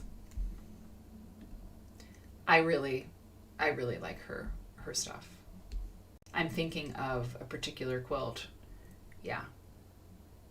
Well, yeah, I do like her stuff. Look at these. These are great. Look at that. I mean, you know what? That's pretty cool. If you don't know modern quilts, you know, if you're not, most people here in the show tonight will, but if you don't, you know, I'm going to be on Iowa Public Radio on Monday. I got a call or an email this week that I couldn't answer until yesterday But I was asked to be on Iowa Public Radio to talk about the Twitch show. It's true. So at 10 a.m. on Iowa Public Radio on Monday, I will be on talking about Twitch. This show. We get our first piece of press, people. It's really exciting. I was like, Zach, how did you find me? This guy Zach who's going to be interviewing me. But, I'm an Iowa person. I've been on Iowa Public Radio years ago. I guess they're keeping tabs on me. But the Quilt Nerd is going to get its first piece of media attention on Monday on Iowa Public Radio. And isn't that cool, Ivana? It's so cool. I'm so excited. NPR is next, Gotta get on NPR. But when I was on the phone with Zach for this pre-interview last night, because we got to talk, before we talk, I was like, you should look at modern quilts, because he was talking to me about, who is the quilter and whatever. And I was like, yes, it's true. Quilters, a lot of times, quilting takes space. It doesn't have to take a lot of money. It definitely does not have to take a lot of money, but it can. And when you get super into quilting, you're like a gearhead, and you like want all the gear. You want the sewing machine, you want the fabric, and all that. So if a person is retired, and they got an empty nest, they can turn their second bedroom into a sewing room, and they can maybe they can afford a nice sewing machine, whatever. It's different if you're a working mom or whatever, So sometimes it's true that the quilt person is a retired person, but you start getting into the moderns, and I was like, Zach, you got to look at modern quilters. You need to I said, this is what I told him. I was like, Google modern QuiltCon winners, QuiltCon show winners, QuiltCon show winners. I was like, do that. And he did it while we were on the phone, and he was like, oh my God. I was like, that's quilting too. This is the winner from last year. I love this quilt. Another Canadian one. This is a Sean Kimber quilt. I am still not free. This is the winner from 2020. An interesting choice. This is a bit controversial, this quilt. Look at this quilt. So if you don't know about quilts, you have to look at the Modern Quilt Guild. You have to look at modern quilts, because this is our world. This is part of our world. Oh, yes. This is, what? Bling is the quilt I trot out whenever I am talking to someone who doesn't get it. If you bring out Bling, which won in 2017, in QuiltCon 2017, you will get your point across. And this was made by Kat. Help me. What is her name? It's Kat something. Starts with a D, maybe. Anyway, she's from New Zealand, I believe. And the inspiration for this quilt, a princess cut diamond, of course, right? This is Bling. And, when you see quilts like this and you look at the modern quilts and QuiltCon is very important. QuiltCon is very, very important, because it's at QuiltCon that, huge media attention for QuiltCon.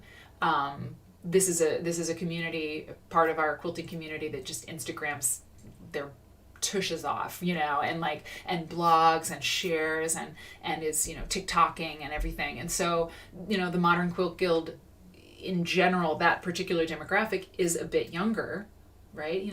Under 50, right? 40-ish. I'm 42. Like, these are my people, right? And so it's this is quilts, this is Sherry Lynn Wood, okay? So this is an award-winning quilt by Sherry Lynn. Is that right? Actually, no, that's not Sherry Lynn Wood. I'm mistaken. It reminds me of Sherry Lynn Wood, but it is not. Strike that from the record. I take it back. Do not quote me. This is Kat. This is Kat here, who made Bling. Kat Jones. So anyway, I'm going to be on Iowa Public Radio talking about this show, Quilt Nerd, the best show ever. And it was this is one of my favorite quilts ever. It was talking about QuiltCon that really got him excited. Myra, you bought a serger? Oh my God. Okay. So yeah, public radio, totally. Okay, I gotta get caught up. Nostra Quilts, you're still appliquing your first quilt? Listen, your first ever? I love that. That's awesome. Okay, let's see. Yeah, public radio is the best. And Iowa Public Radio. Yeah, you got to stop picking expensive hobbies, Ivana. But your husband is amazing because he is like helping you out, painting your long arm. I love that guy. Yes, and you know what, Elaine? It will be recorded. It'll be recorded for sure. And actually, you know what? I'll have my mom record it. I didn't even think about that. She didn't hook me up with that thing either. She had nothing to do with it. She doesn't even know I'm going to be on. I need to tell her, but she'll record it for sure and send me the email, and I can put it in the Discord. Hey, yeah, Nose to Quilts. I finally hit over 10 subscribers on Instagram, or 10,000 followers on Instagram. If you don't follow me on Instagram, please follow me on Instagram. I just don't do much social media, except now I do for this show. But I mean, I got to get those numbers up. People don't take you seriously, you know, as a Twitch person if you don't have these huge numbers. Listen, that blue verified thing. I've applied for the blue verified check mark. It would be really great to have that. Isn't that dumb that I wanted that bad? Some blue check mark from Meta, Facebook, but I do want it. It's the thing. This is the world we live in. Yep, exactly. Jones, yeah, you got it. Online. Myra, you're meeting with your Seattle chapter of the MQG online every month. Yeah, that's awesome. That's awesome. Well, I do evangelize. That is true. Caitlin meets the Commission on Aging Building. Interesting. You're 34. Caitlin's 34. Yep, online options. Exactly. I know. It's scary. We live in a scary time. Okay, you all. I am going to. So we didn't get very far in all of this, but I am going to use the ladies' room, and yeah, take a quick break, and I'll be back. We have to talk about Jesse Krimes. You can't miss it. I saved the best for last, truly. So we're going to learn about his work. It's amazing. He works with prisoners and prison uniform. Here's what I'm going to do. I'm going to pull up the first quilt so you can just think about what's going to happen here. I mean, really. So take a break. Do your thing. If you have to go, I understand. That's cool. We've been on for a while, but I'm just so happy to see everybody. And we're going to come back and talk about Jesse Krimes. I mean, sorry. See, I just peeped you another one, but we'll be back and do that. So, BRB, 7 minutes. I'll see you really soon. Okay.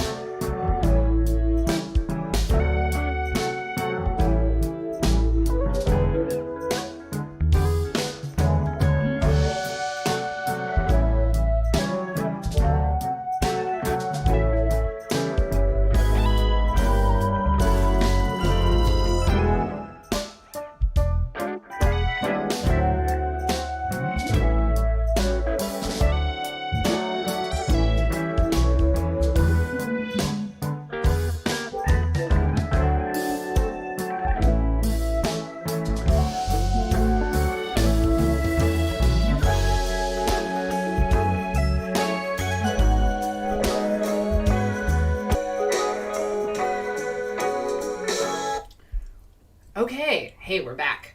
Yeah,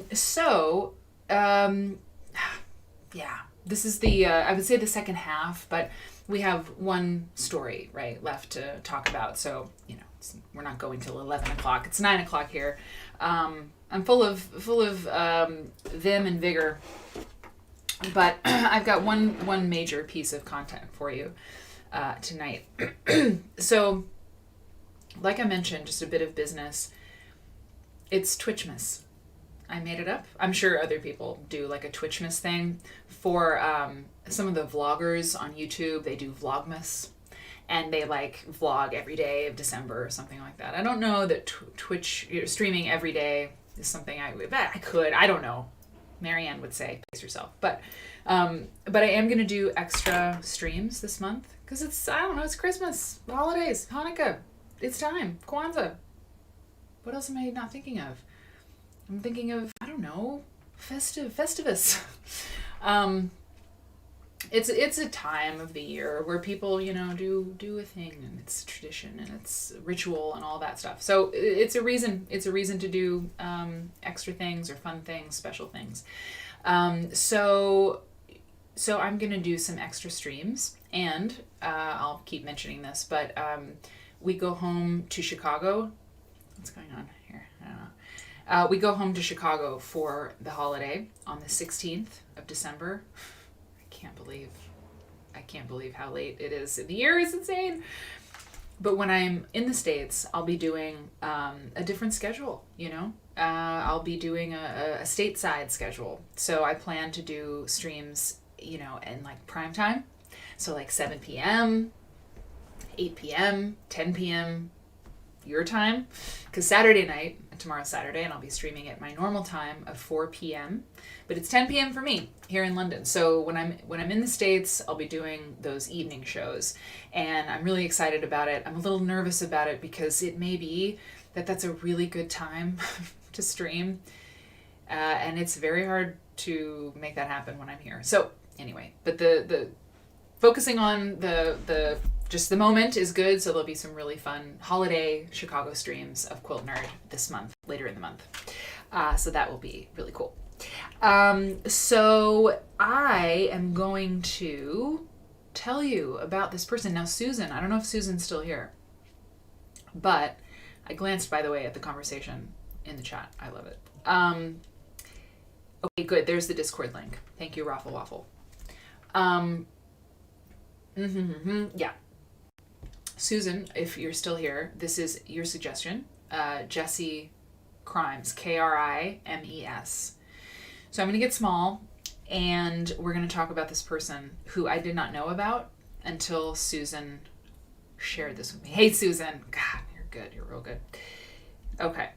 Oops. That's mine. That's for me. I have some video, too, for Jessie. So I went through and I pulled together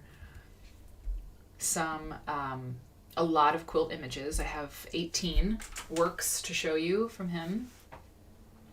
And while I go through them, I'm going to read to you about this person, okay? And then I've got some video that we can look at. He did a TED Talk last year, so we can look at that together. He is represented, it seems, by the Malin Gallery in New York.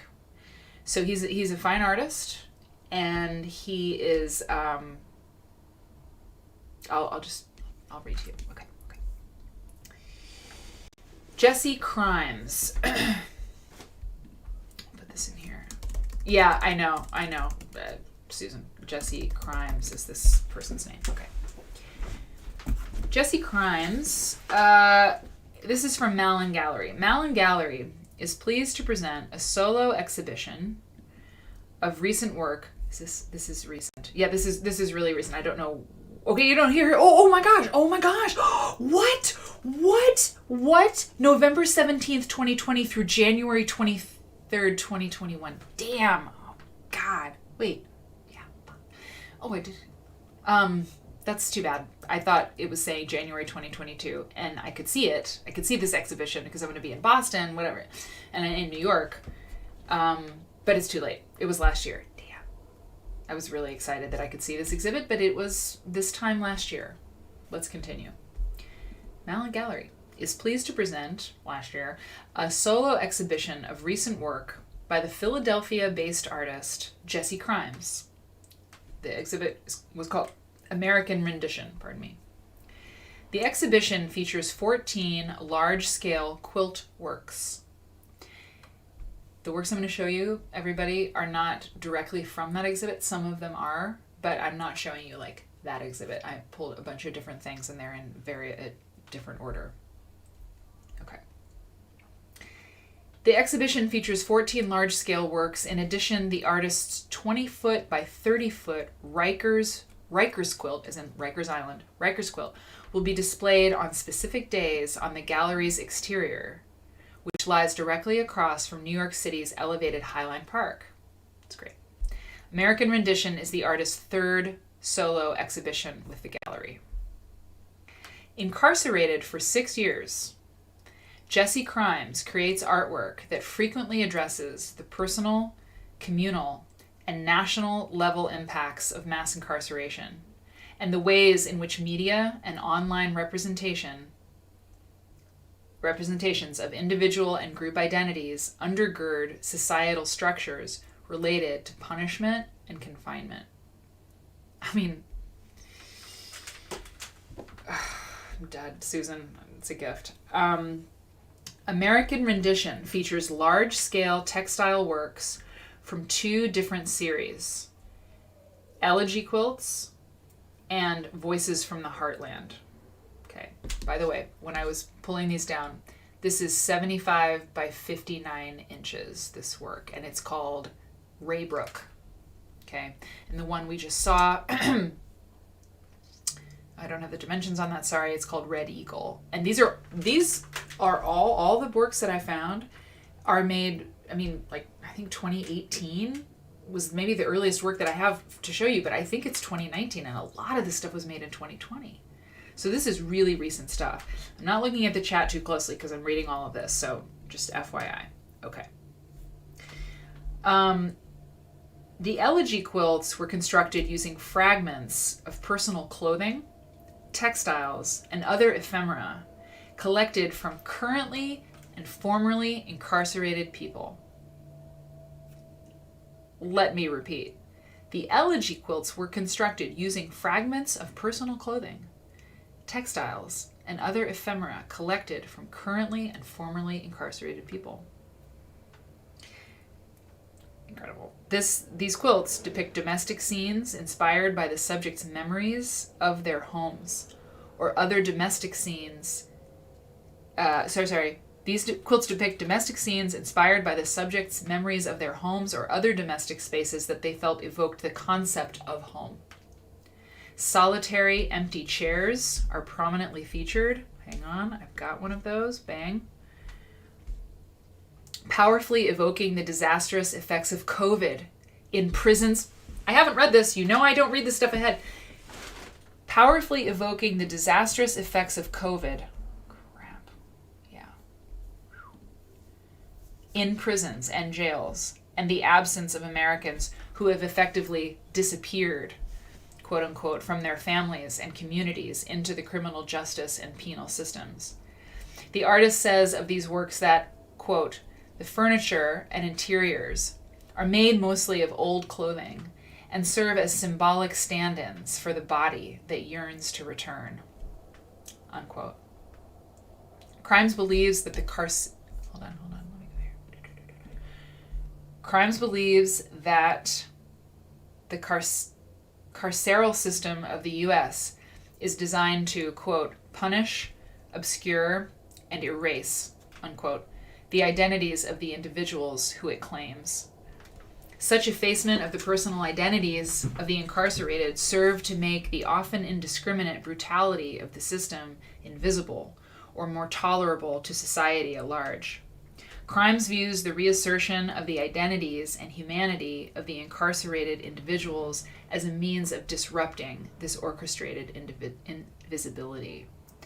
Look at this work. I'm not going to talk. The gallery text goes on. One of the most powerful... Wait, hold on.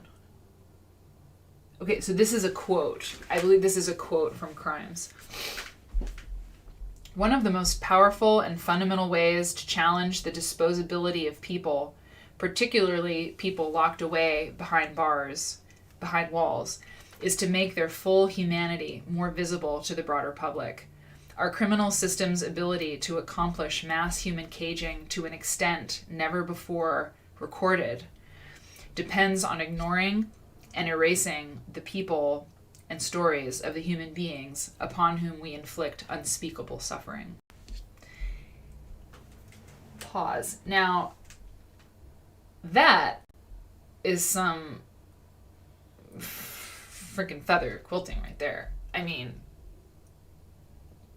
that's amazing. This is really great. I mean, my mom used to do feather quilting like this, you know. This is, I mean, it doesn't get more traditional, right, than this feather quilting in the border of a quilt. This is obviously Amish, showing Amish, you know, influences, right? Amish, it's referencing Amish quilts as a diamond and a square. It's like classic Amish, right?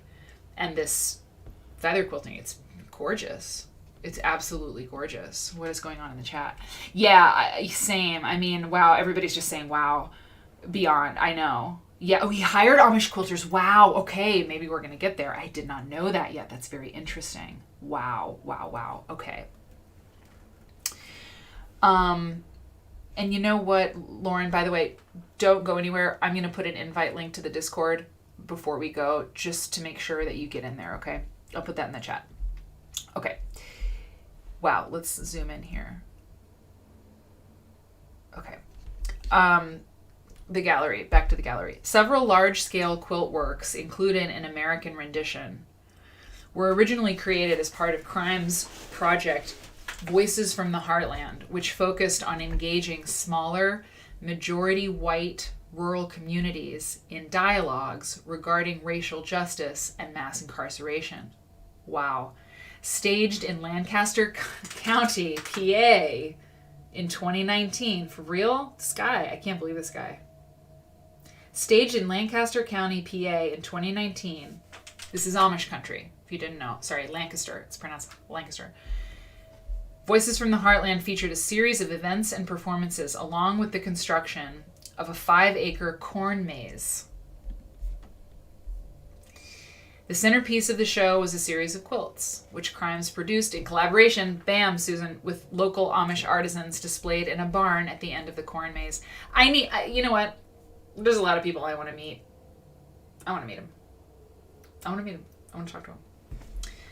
The large-scale quilts in Voices from the Heartland encompass both traditional techniques and motifs from the region and intricate imagery that Krimes transferred onto the textiles, an approach that evokes the artworks that Krimes produced using extensive image transfers during his own period of incarceration. Wow. As part of the process, Krimes facilitated workshops with men incarcerated in Pennsylvania's Graterford prison and co-curated the quilts along with members of local faith communities and individuals employed in the local criminal justice system, including police, judges, and parole officers. Okay, I have thoughts. Let's continue. Just wait. This is how you do it, right? Like, that's what I want to say. Like, this is how you're supposed to do it, right? And by it, I mean making change. Like, you get people talking to each other, you know? You actually, like, are there. And you just, you know, communication. All of this art sounds like it's fostering communication and, like, space.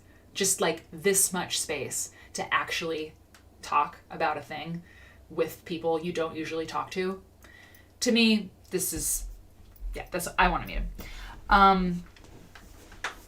Yeah.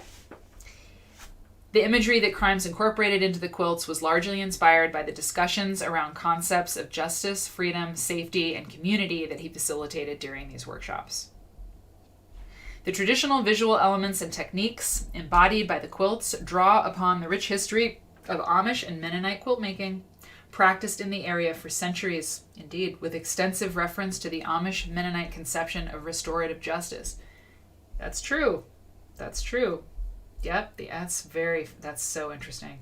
Visual motifs incorporated into the quilts also evoke the historical role of the Lancaster area as an integral part of the Underground Railroad. Here we have, wherein specific visual patterns are believed to have been used as signals by both white and black railroad conductors. We're not going there. It's a very controversial thing. There's no evidence that it happened, but it's a whole thing. Watch my YouTube video called Myth in the American Quilt Story. I talk about it. Taken as a whole, the works in American rendition serve dual purposes. As a means for Krimes, I just want to go really deep on this here, to interrogate and reflect upon societal issues involving racial justice and mass incarceration, and as a sustained, intensely personal reflection on the artist's own experiences. The domestic interiors depicted here function as, quote, symbolic stand-ins for the body that yearns to return, unquote. I mentioned that earlier. Similarly, the use of clothing and other materials owned by incarcerated individuals simultaneously evokes both the absence of those individuals from society and the shared elements of families and community connections that have been attenuated or ruptured. There's an empty chair again. Look at this red and the fan quilt. Ugh, I'm dead. Integrating, so this is the last quote here from him on this particular thing. Integrating clothing and personal items, quote, integrating clothing and personal items owned by system-impacted individuals invoke the body and a sense of presence through the absence of those millions who have been disappeared by the criminal justice system. All of these materials have personal resonance for me as a formerly incarcerated person. This is called Drunkard's Path. It's 102 by 80. All these materials have personal resonance for me as a formerly incarcerated person who has both generations of family in Lancaster County. Interesting. And was arrested, indicted, and sent to federal prison from the region.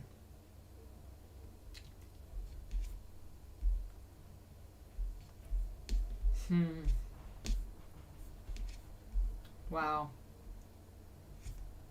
This is powerful stuff. I mean, and he used the word disappeared, and that's a, specific term, right? Like, I think the Chilean government, is that what I'm thinking of? Or who am I thinking of? But I mean, to disappear a person, it's like the government, who am I thinking? In the 80s, there was, to be honest, I think Sting sang a song about it. Like, I just remember this song, Venezuela? Anyway, the government just basically kidnapping people, and no one ever really knows, what happened to these people, or, they just sort of, they're disappeared. It's unspeakable, This work is called Wolf Point 2021, 218 by 165 centimeters. Got a few more here. Yeah, okay, so then here, and we're going to see more of his stuff here. This is a painting. Or this is textile. This is textile. It's 70 by 130 inches, 2020. It's called Myth of the Golden Legend. So many links are coming to you in the Discord, okay? So you can investigate this for yourself. But look at all this. This is cloth, okay? It's textile. It's not a painting. This is a Louise, not bourgeois. That's not how you say it. That's a sculpture by that Louise woman, right? This is what that is. So I don't know if this is painted. I think it's painted. But look at these patchwork motifs. I mean, I'm totally into this. Like, I just hope I'm not missing some, I hope he's not some monster or something. I mean, love the art, hate the artist kind of thing. I hope not. I mean, I don't know. Sometimes I get nervous about that because I'm into this. I'm into it. Let me look at the chat. I'm sure other people are. Faith Quilts. My husband is a public defender. He says 90% of his clients are addicted to a substance or mentally ill. 90%. That's what's in our prisons in Indiana. God. Yeah. Ugh. The juxtaposition of comfort with the materials and the abandonment of the incarcerated people gives it a whole different dimension. It's amazing. Yeah, I'm with you. It's just amazing. And people of color, 1,000%. The Mothers of the Disappeared. I think I am thinking of that. Thank you, Little Bird Stitch. I believe that's right. They're just so great. Yes. RP eras. RP eras would be an interesting show topic, 1000%. Yeah, we need to RP eras. And I mean, Hmong story cloths too. I mean, the Hmong story cloths, which we mentioned yesterday because of the needle, or the reverse applique. My mom and I were talking about it.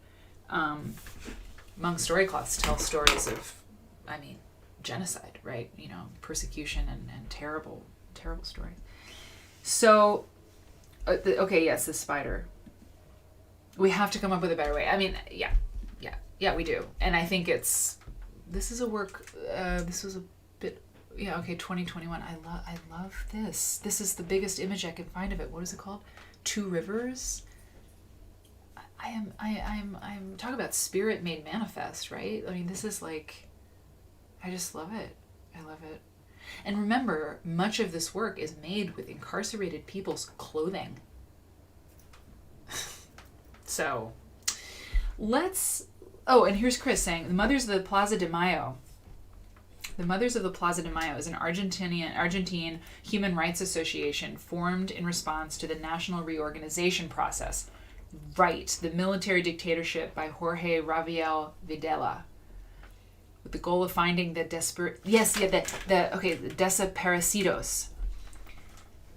Disappeared, right? Yes, with the goal of initially, and then determine the culprits of crimes against humanity to promote their trial and sentencing. Exactly.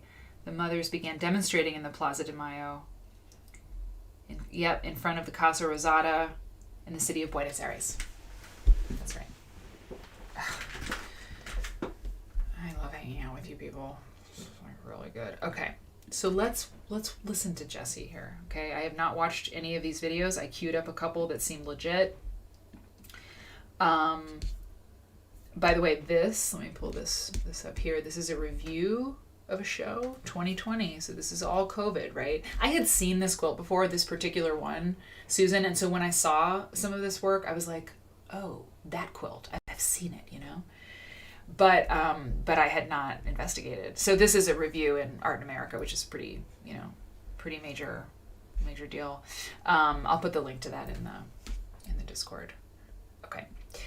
Here we go. So let's look at Jessie talk. So let me take a vote. I need to get that poll thing going. I was going to get that. So we've got a couple options here. Okay. This is Artsy. So much of his work is here on Artsy. Again, link in the Discord. This is about his Voices from the Heartland piece, okay? So we've got this, okay? And this is from artintimeslikethis.com, which I don't know much about. This is, hold on, let me see. Let's go to YouTube so I can see how long it is. So it's 7 minutes. 7 minutes. Okay, cool. That's cool.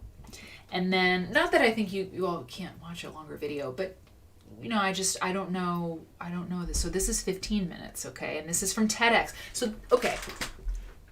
So what do you want to do? Put a 1 in the chat. So this is him talking.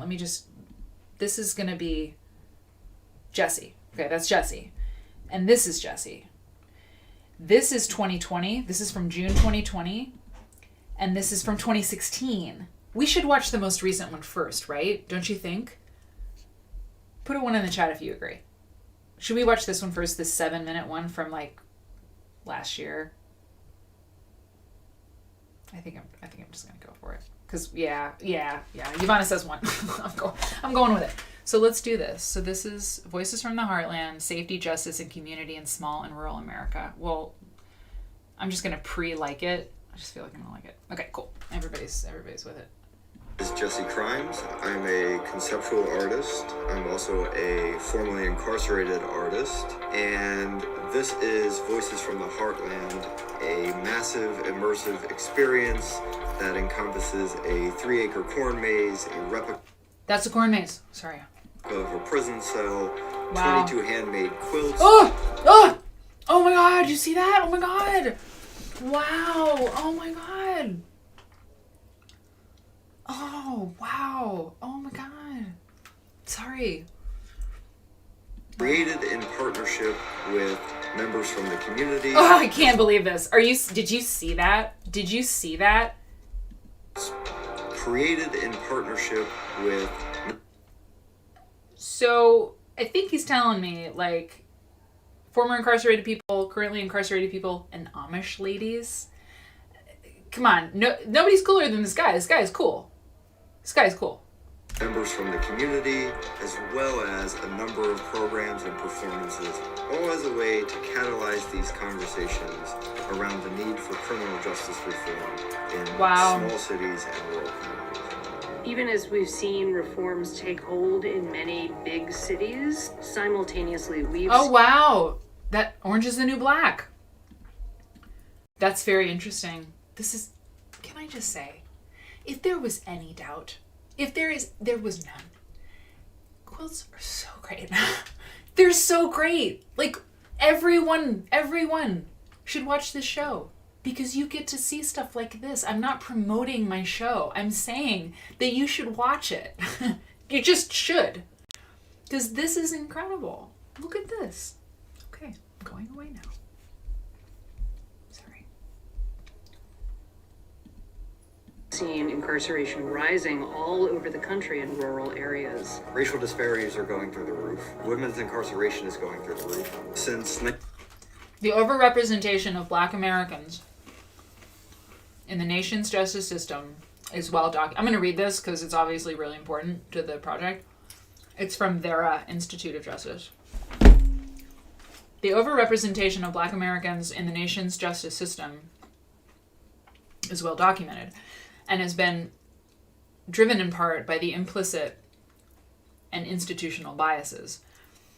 Fact, Black men comprise about 13% of the male population in the United States, but about 35% of the incarcerated population. 1 in 3 Black men born today can 1 in 3 Black men born today can expect to be incarcerated in his lifetime, compared to 1 in 6 Latino men and 1 in 17 white men. 1 in 18 Black women born in 2001, 1 in 18, is likely to be incarcerated sometime in her life, compared with 1 in 111 white women and 1 in 45 Latina women. The underlying reasons for this disproportionate representation are rooted in the history of the United States and perpetuated by current practices within the nation's justice system.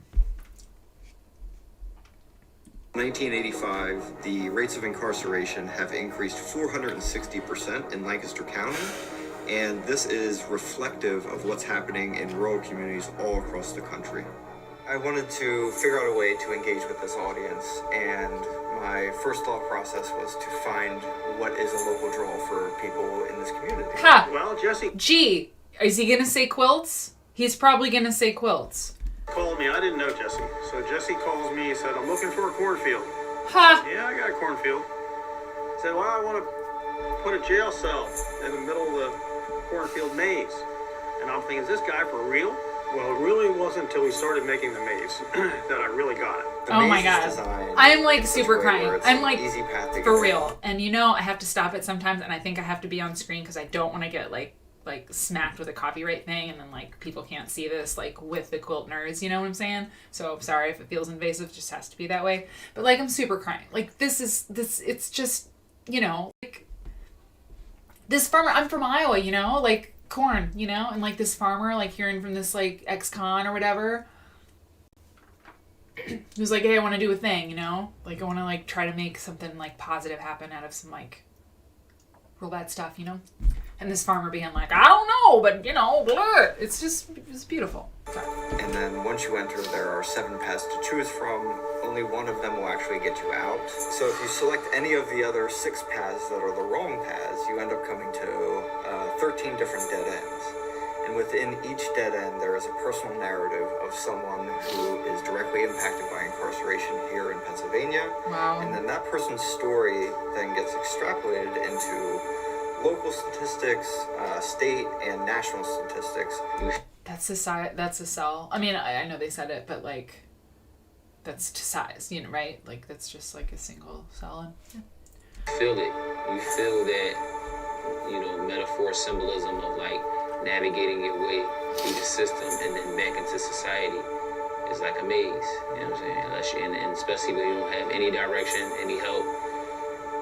Some people never make it out, or some people take a long time to navigate through the system. It's easy for mass incarceration, 2.3 million people behind bars, to feel I'm gonna find the Vera Institute stuff. I mean, it's easy for you to find it too, like you can Google, but it'll be in the batch of episode notes for this episode. Vera Institute. Cool. Abstract for it to feel faceless. And what his work does is remind us all that it is profoundly human.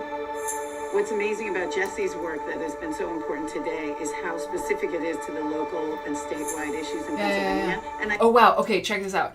In Lancaster County, black people are 8 times more likely to be in jail than white people. And nearly 14 times more likely to be in prison.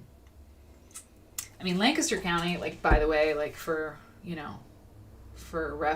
context and why this is so, why Lancaster County is such a powerful place to do this. I mean, when you look at Amish quilts that are, the most famous Amish quilts, the ones that are in museums everywhere. I mean, as far as I know, like at QuiltCon 2 years ago, okay, there was an Amish quilt exhibit. And I think all of the quilts that were there, and Amish quilts are extremely beautiful and powerful, and, we can look at them. Lancaster County is just like sort of the locus of the whole thing, it seems. They're just beautiful quilts come out of Lancaster County, and they are, we can look at Amish quilts after this. They're jewel toned, solid colors, almost always solid colors in Amish quilts, because it's that the plain aesthetic, this sort of unadorned aesthetic that the Amish people use. And Lancaster County is just, it's famous. I mean, it's like the place, it's the mecca, right, for Amish quilts. And I mean, Amish folks, as far as I know, this is a white culture, right? And so this sort of, this very, but the Amish, like the Shakers too, it's a very different punitive kind of system from what I know of the Amish communities. I know a little, from looking at the quilts. But anyway, so to have this project done in Lancaster is just really deep. It's like it's a very important part of this, right? So as you're understanding what this is, and as I am understanding what this project is, that's very significant. Just so you know. Okay. I think when people realize how close to home, how what affects them affects other people, how we're connected in this crisis, it drives more people to want change. Somehow, Ivana, as a community, we got to, grassroots, we got to get the word out. Hey, the system needs help. I guess you could say the system's broken. We need to get it fixed. As a way to try and engage an audience who wouldn't typically come out to an art exhibition, I partnered with the Art for Justice Fund, the Vera Institute of Justice, and Plus One to develop very robust programming, invite in musical performers and national leaders, and we collectively organized 3 different weekends of... Wow, look at that up there. I don't know that we saw that one. Look at the work. So...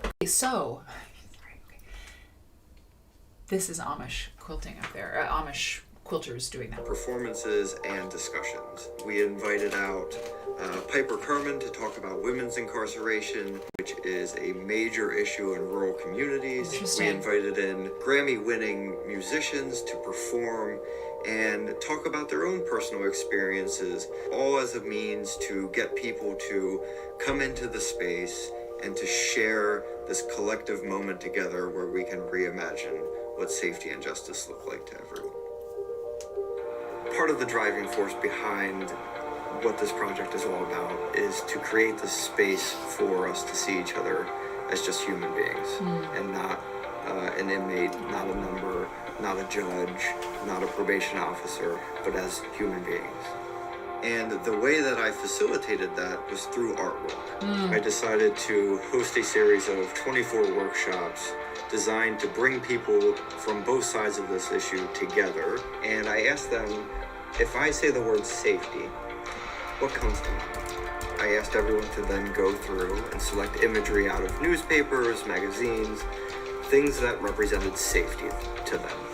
And the interesting thing is that no one selected imagery that represented the police or prison systems or jails.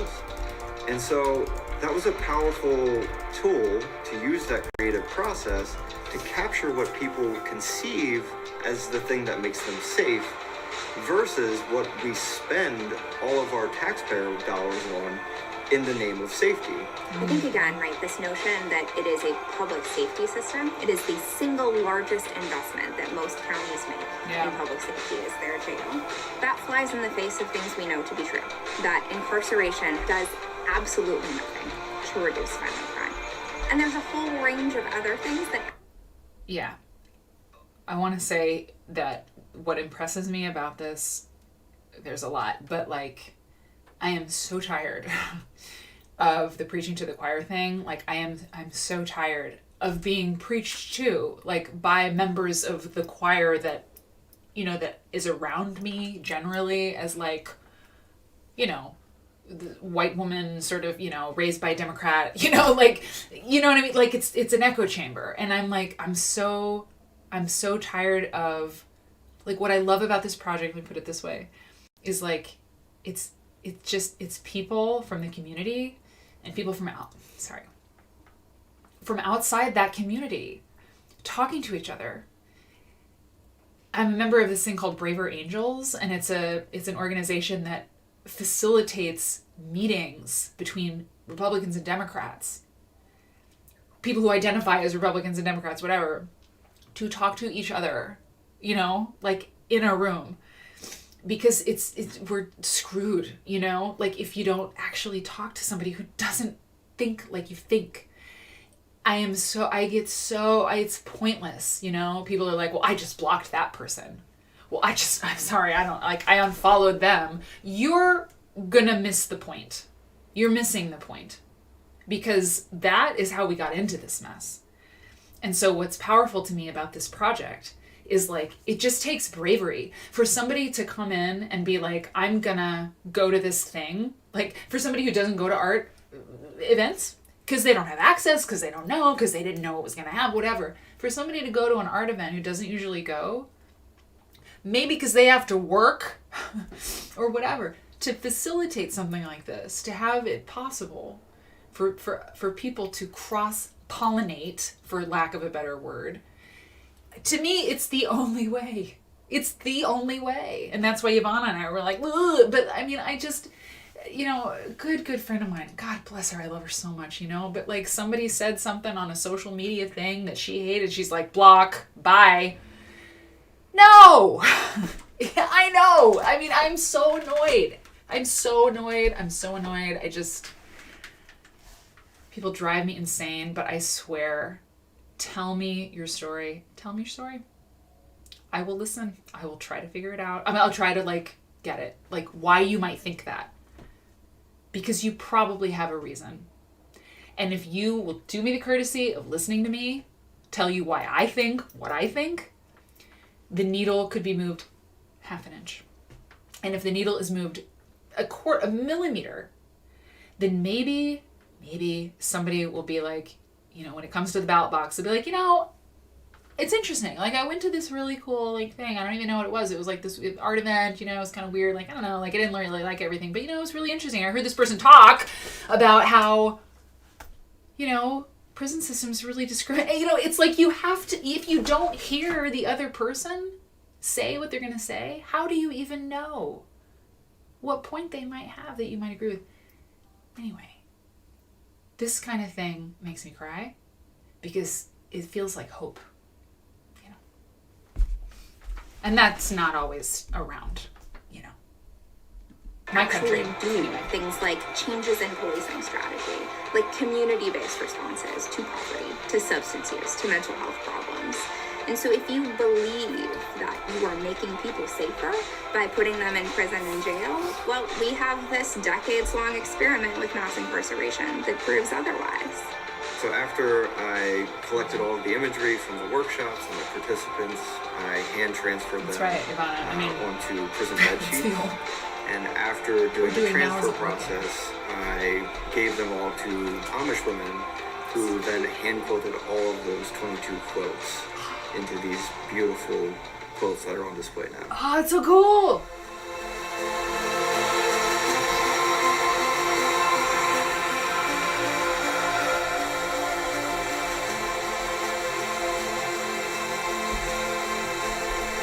Oh, God.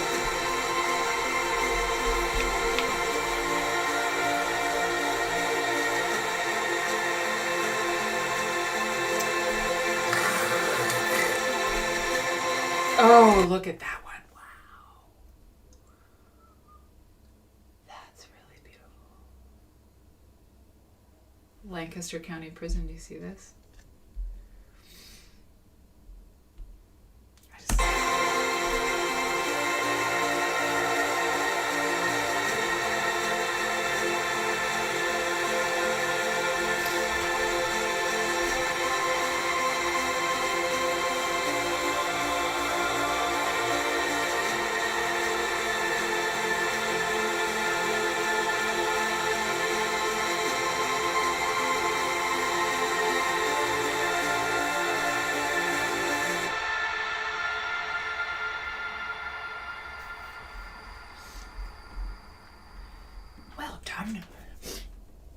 Well done, everybody. It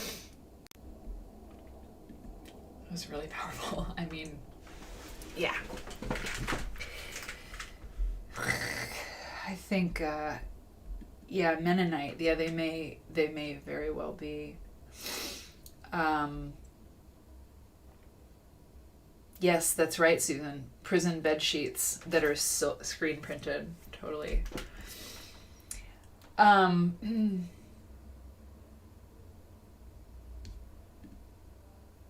God, no, please. So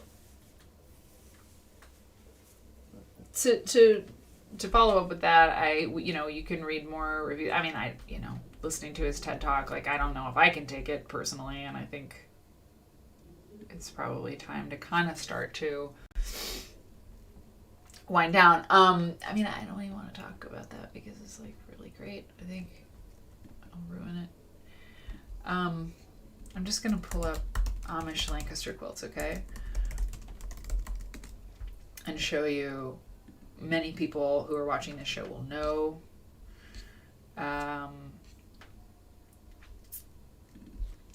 What I'm going to show you, but it's great context, and of course they're just really beautiful. Lancaster, PA. Just want to find. Oh, I know, 19th century. That's probably what I should look for. Yeah.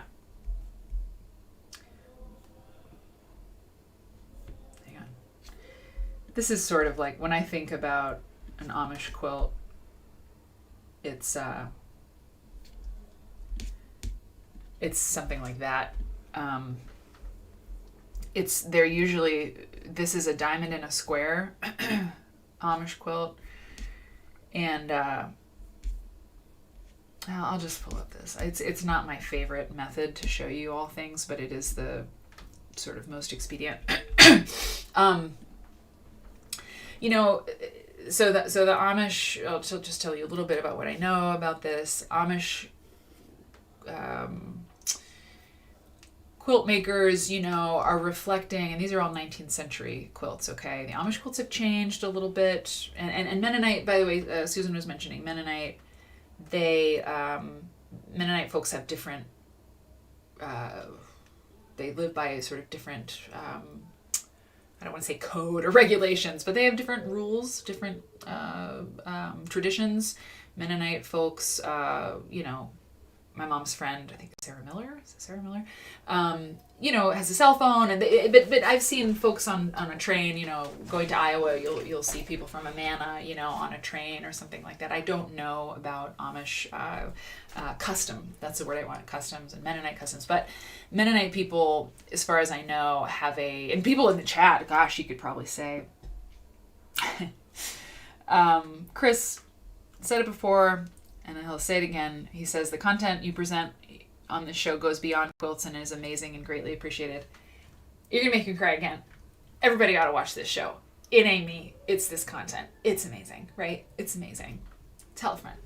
Tell a friend. You tell a friend. You tell them to watch this episode. This epic marathon episode. And I appreciate that, Chris. We all do. We all do. Because when people who aren't quilters get this, it feels really good, you know? Because sometimes we get put into some weird box, you know? We get put into some weird, like, netherworld of, like, I don't know, old women, which is, like, so, like, offensive too. Like, it's just like we have to push against that, you know?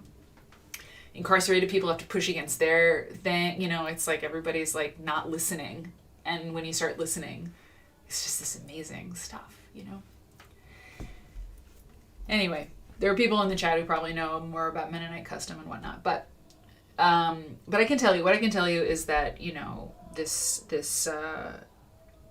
the graven image is, you know, something that the Amish, you know, people are, they resist this idea of the graven image. This all comes from the Bible. Amish people are, it's German, the German roots.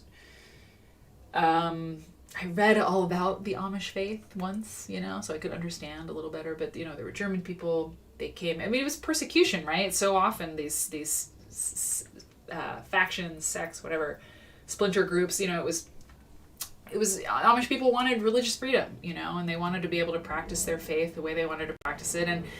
And this plainness, the first time I ever understood anything about the Amish, which was probably wrong, was, you know, Witness, that movie in the 80s. But my mom loved Amish quilts, and through, you know, just absorbing some of what she knew and seeing Amish people myself in the Midwest,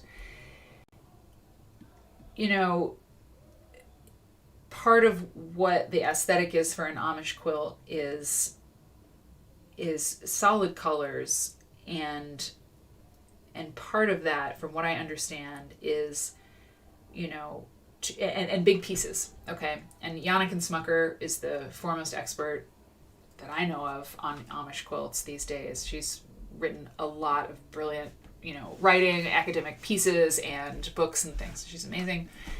And small pieces you don't find too much in Amish quilts. It's often the Amish bar quilts or the diamond in a square quilts. These are Amish quilts. I mean, when you see one, you know. And part of it is because wasting time, you know, to waste time is an affront to God, right? You should be useful. You should be useful to the Lord. You should be contributing to your community. And so, you know, you see, look at the quilt we looked at tonight. Look at this beast, this Dearborn. Look at all those tiny pieces, you know. This is an Amish quilt. It ain't, right? The Amish, you know, aesthetic is more about, you know, God, you know, serving God. And so to have a fussy, tiny, little tiny piece quilt is not part of, it's not the jam, you know. And so you get these larger pieces, you know, of course, look, you know, you have smaller pieces, but what's interesting about the Amish quilts though too, is that a lot of times, and you can see it in this one, the quilting is like bananas. I mean, it's like, they don't do much, you know, crazy piecing, but they go to town on that quilting, you know, and it's amazing. So this is all of these, my search was Amish quilts, Lancaster, Pennsylvania, 19th century. So this is the community that Mr. Krimes is doing his projects, right? It just doesn't get more Amish than this. And so those women who were sewing the quilts for him, this is a famous quilt, their ancestors were making these. I know, Faith. Faith says, I'll never forget the episode of the women from Bosnia learning to quilt to overcome trauma. Same. You know, the occasion of this show is really, really, I'm so grateful for it. Just that it's here means I get to learn about this stuff with you, you know. So, wow, look at this. It's so cool. I mean, is there a cooler quilt than this? Oh my God, it's so great. Oh, are you kidding me? Look at that. It's so fabulous. I mean, really, that's Springfield. That's Illinois. Oh my God. I mean, the colors. I'm down. It's so cool. And the Esprit company, the Esprit clothing company has, I've got a folder started because they have a huge Amish quilt collection and displayed Amish quilts in their headquarters for a long time. M. Hicks, I wasn't supposed to. This was all just because I was sick all week, so sick and so lonely and weird, and I was having nightmares, and I was so sick. I just missed y'all. And I mean, I've been on since 7 o'clock. It's in 3 hours. I'm gonna sign off. This is the closing. This is the closing of the show. I'm landing the plane. It's been a good one, M. Hicks, and I'm so glad that you are here to say hi. You know, we value you. You're in the chat, in the show. You're part of this community. We really appreciate you. There was a hype train. I got mad. I ate chips. I was drinking that wine while I was mad. Chris pulled me back, or he helped me notice. Anyway, it's an odyssey. It was an odyssey, really. That's all I've got. Here's what I want to do. I want to end on one of those quotes from Jesse Krimes. Amazing. So, you know, when I do the Discord notes, and I've got the pep to do it tonight. I really have to do the notes, you know, before the end of the night, because it's a lot of work. But what I do is I kind of decompress. I make the thumbnail for the video, and I do the episode notes. But in those episode notes, you know what I'm going to do? Look, you see, this is the one we're going to end on, because I want to look at this Amish reference, right? This is one of the quilts from the project. So I'm going to put in this, you know, Veda, I think it was Veda or Vega. I'll find out, you know, that was working on that project with him. I'll put the link to the TED Talk that he gave. Everything needs support. I really, really hope that some of you will consider giving $10, $15, $25 to the Quilt Museum, because they have a huge role to play in this whole thing that we're doing. But Jesse, this project, I don't know. There's a lot of really wonderful quilt related projects that I've seen in my life. This is really, I think this is really, really a special one. So yeah, I'll put links to all that stuff, and maybe if there's a donation button you feel like doing that, that's cool. And I'd love to get him on the show. So when interviews happen in Quilt Nerd 2.0 or whatnot, maybe we'll get to talk to the man. And it'd be great to have like a few people on, right? Like Jesse and then like some other folks, right? So you all are just wonderful. Listen, you got work to do. Chris, get out of here. Get out of here. Everybody's got to go. We got to go, man. I got to go. It's 3 hours. I can't believe it. When I watch a live stream that I really like, there's this girl on YouTube I love. When I miss the show, because I often do, and I see that they're on the replay that she went for 3 hours, I'm like, yes! So if you're watching on the replay and you're like, yes! 3 hours of Quilt Nerd, you are welcome. Couldn't have done it without people in the chat. Kept it rolling. You're all the best. We appreciate you, Ivana. It is a movement. Damn it, I love that, Faith. Yes! It is a movement. Quilts are more, man. And they're going to save us all. So, I love you. It's great. I'll see you tomorrow night. Tomorrow night, Saturday night. This was a bonus stream because it's Twitchmas. And if you're not a subscriber, please subscribe. And, yeah, that's it, man. It's time to go to bed. It's 10 o'clock.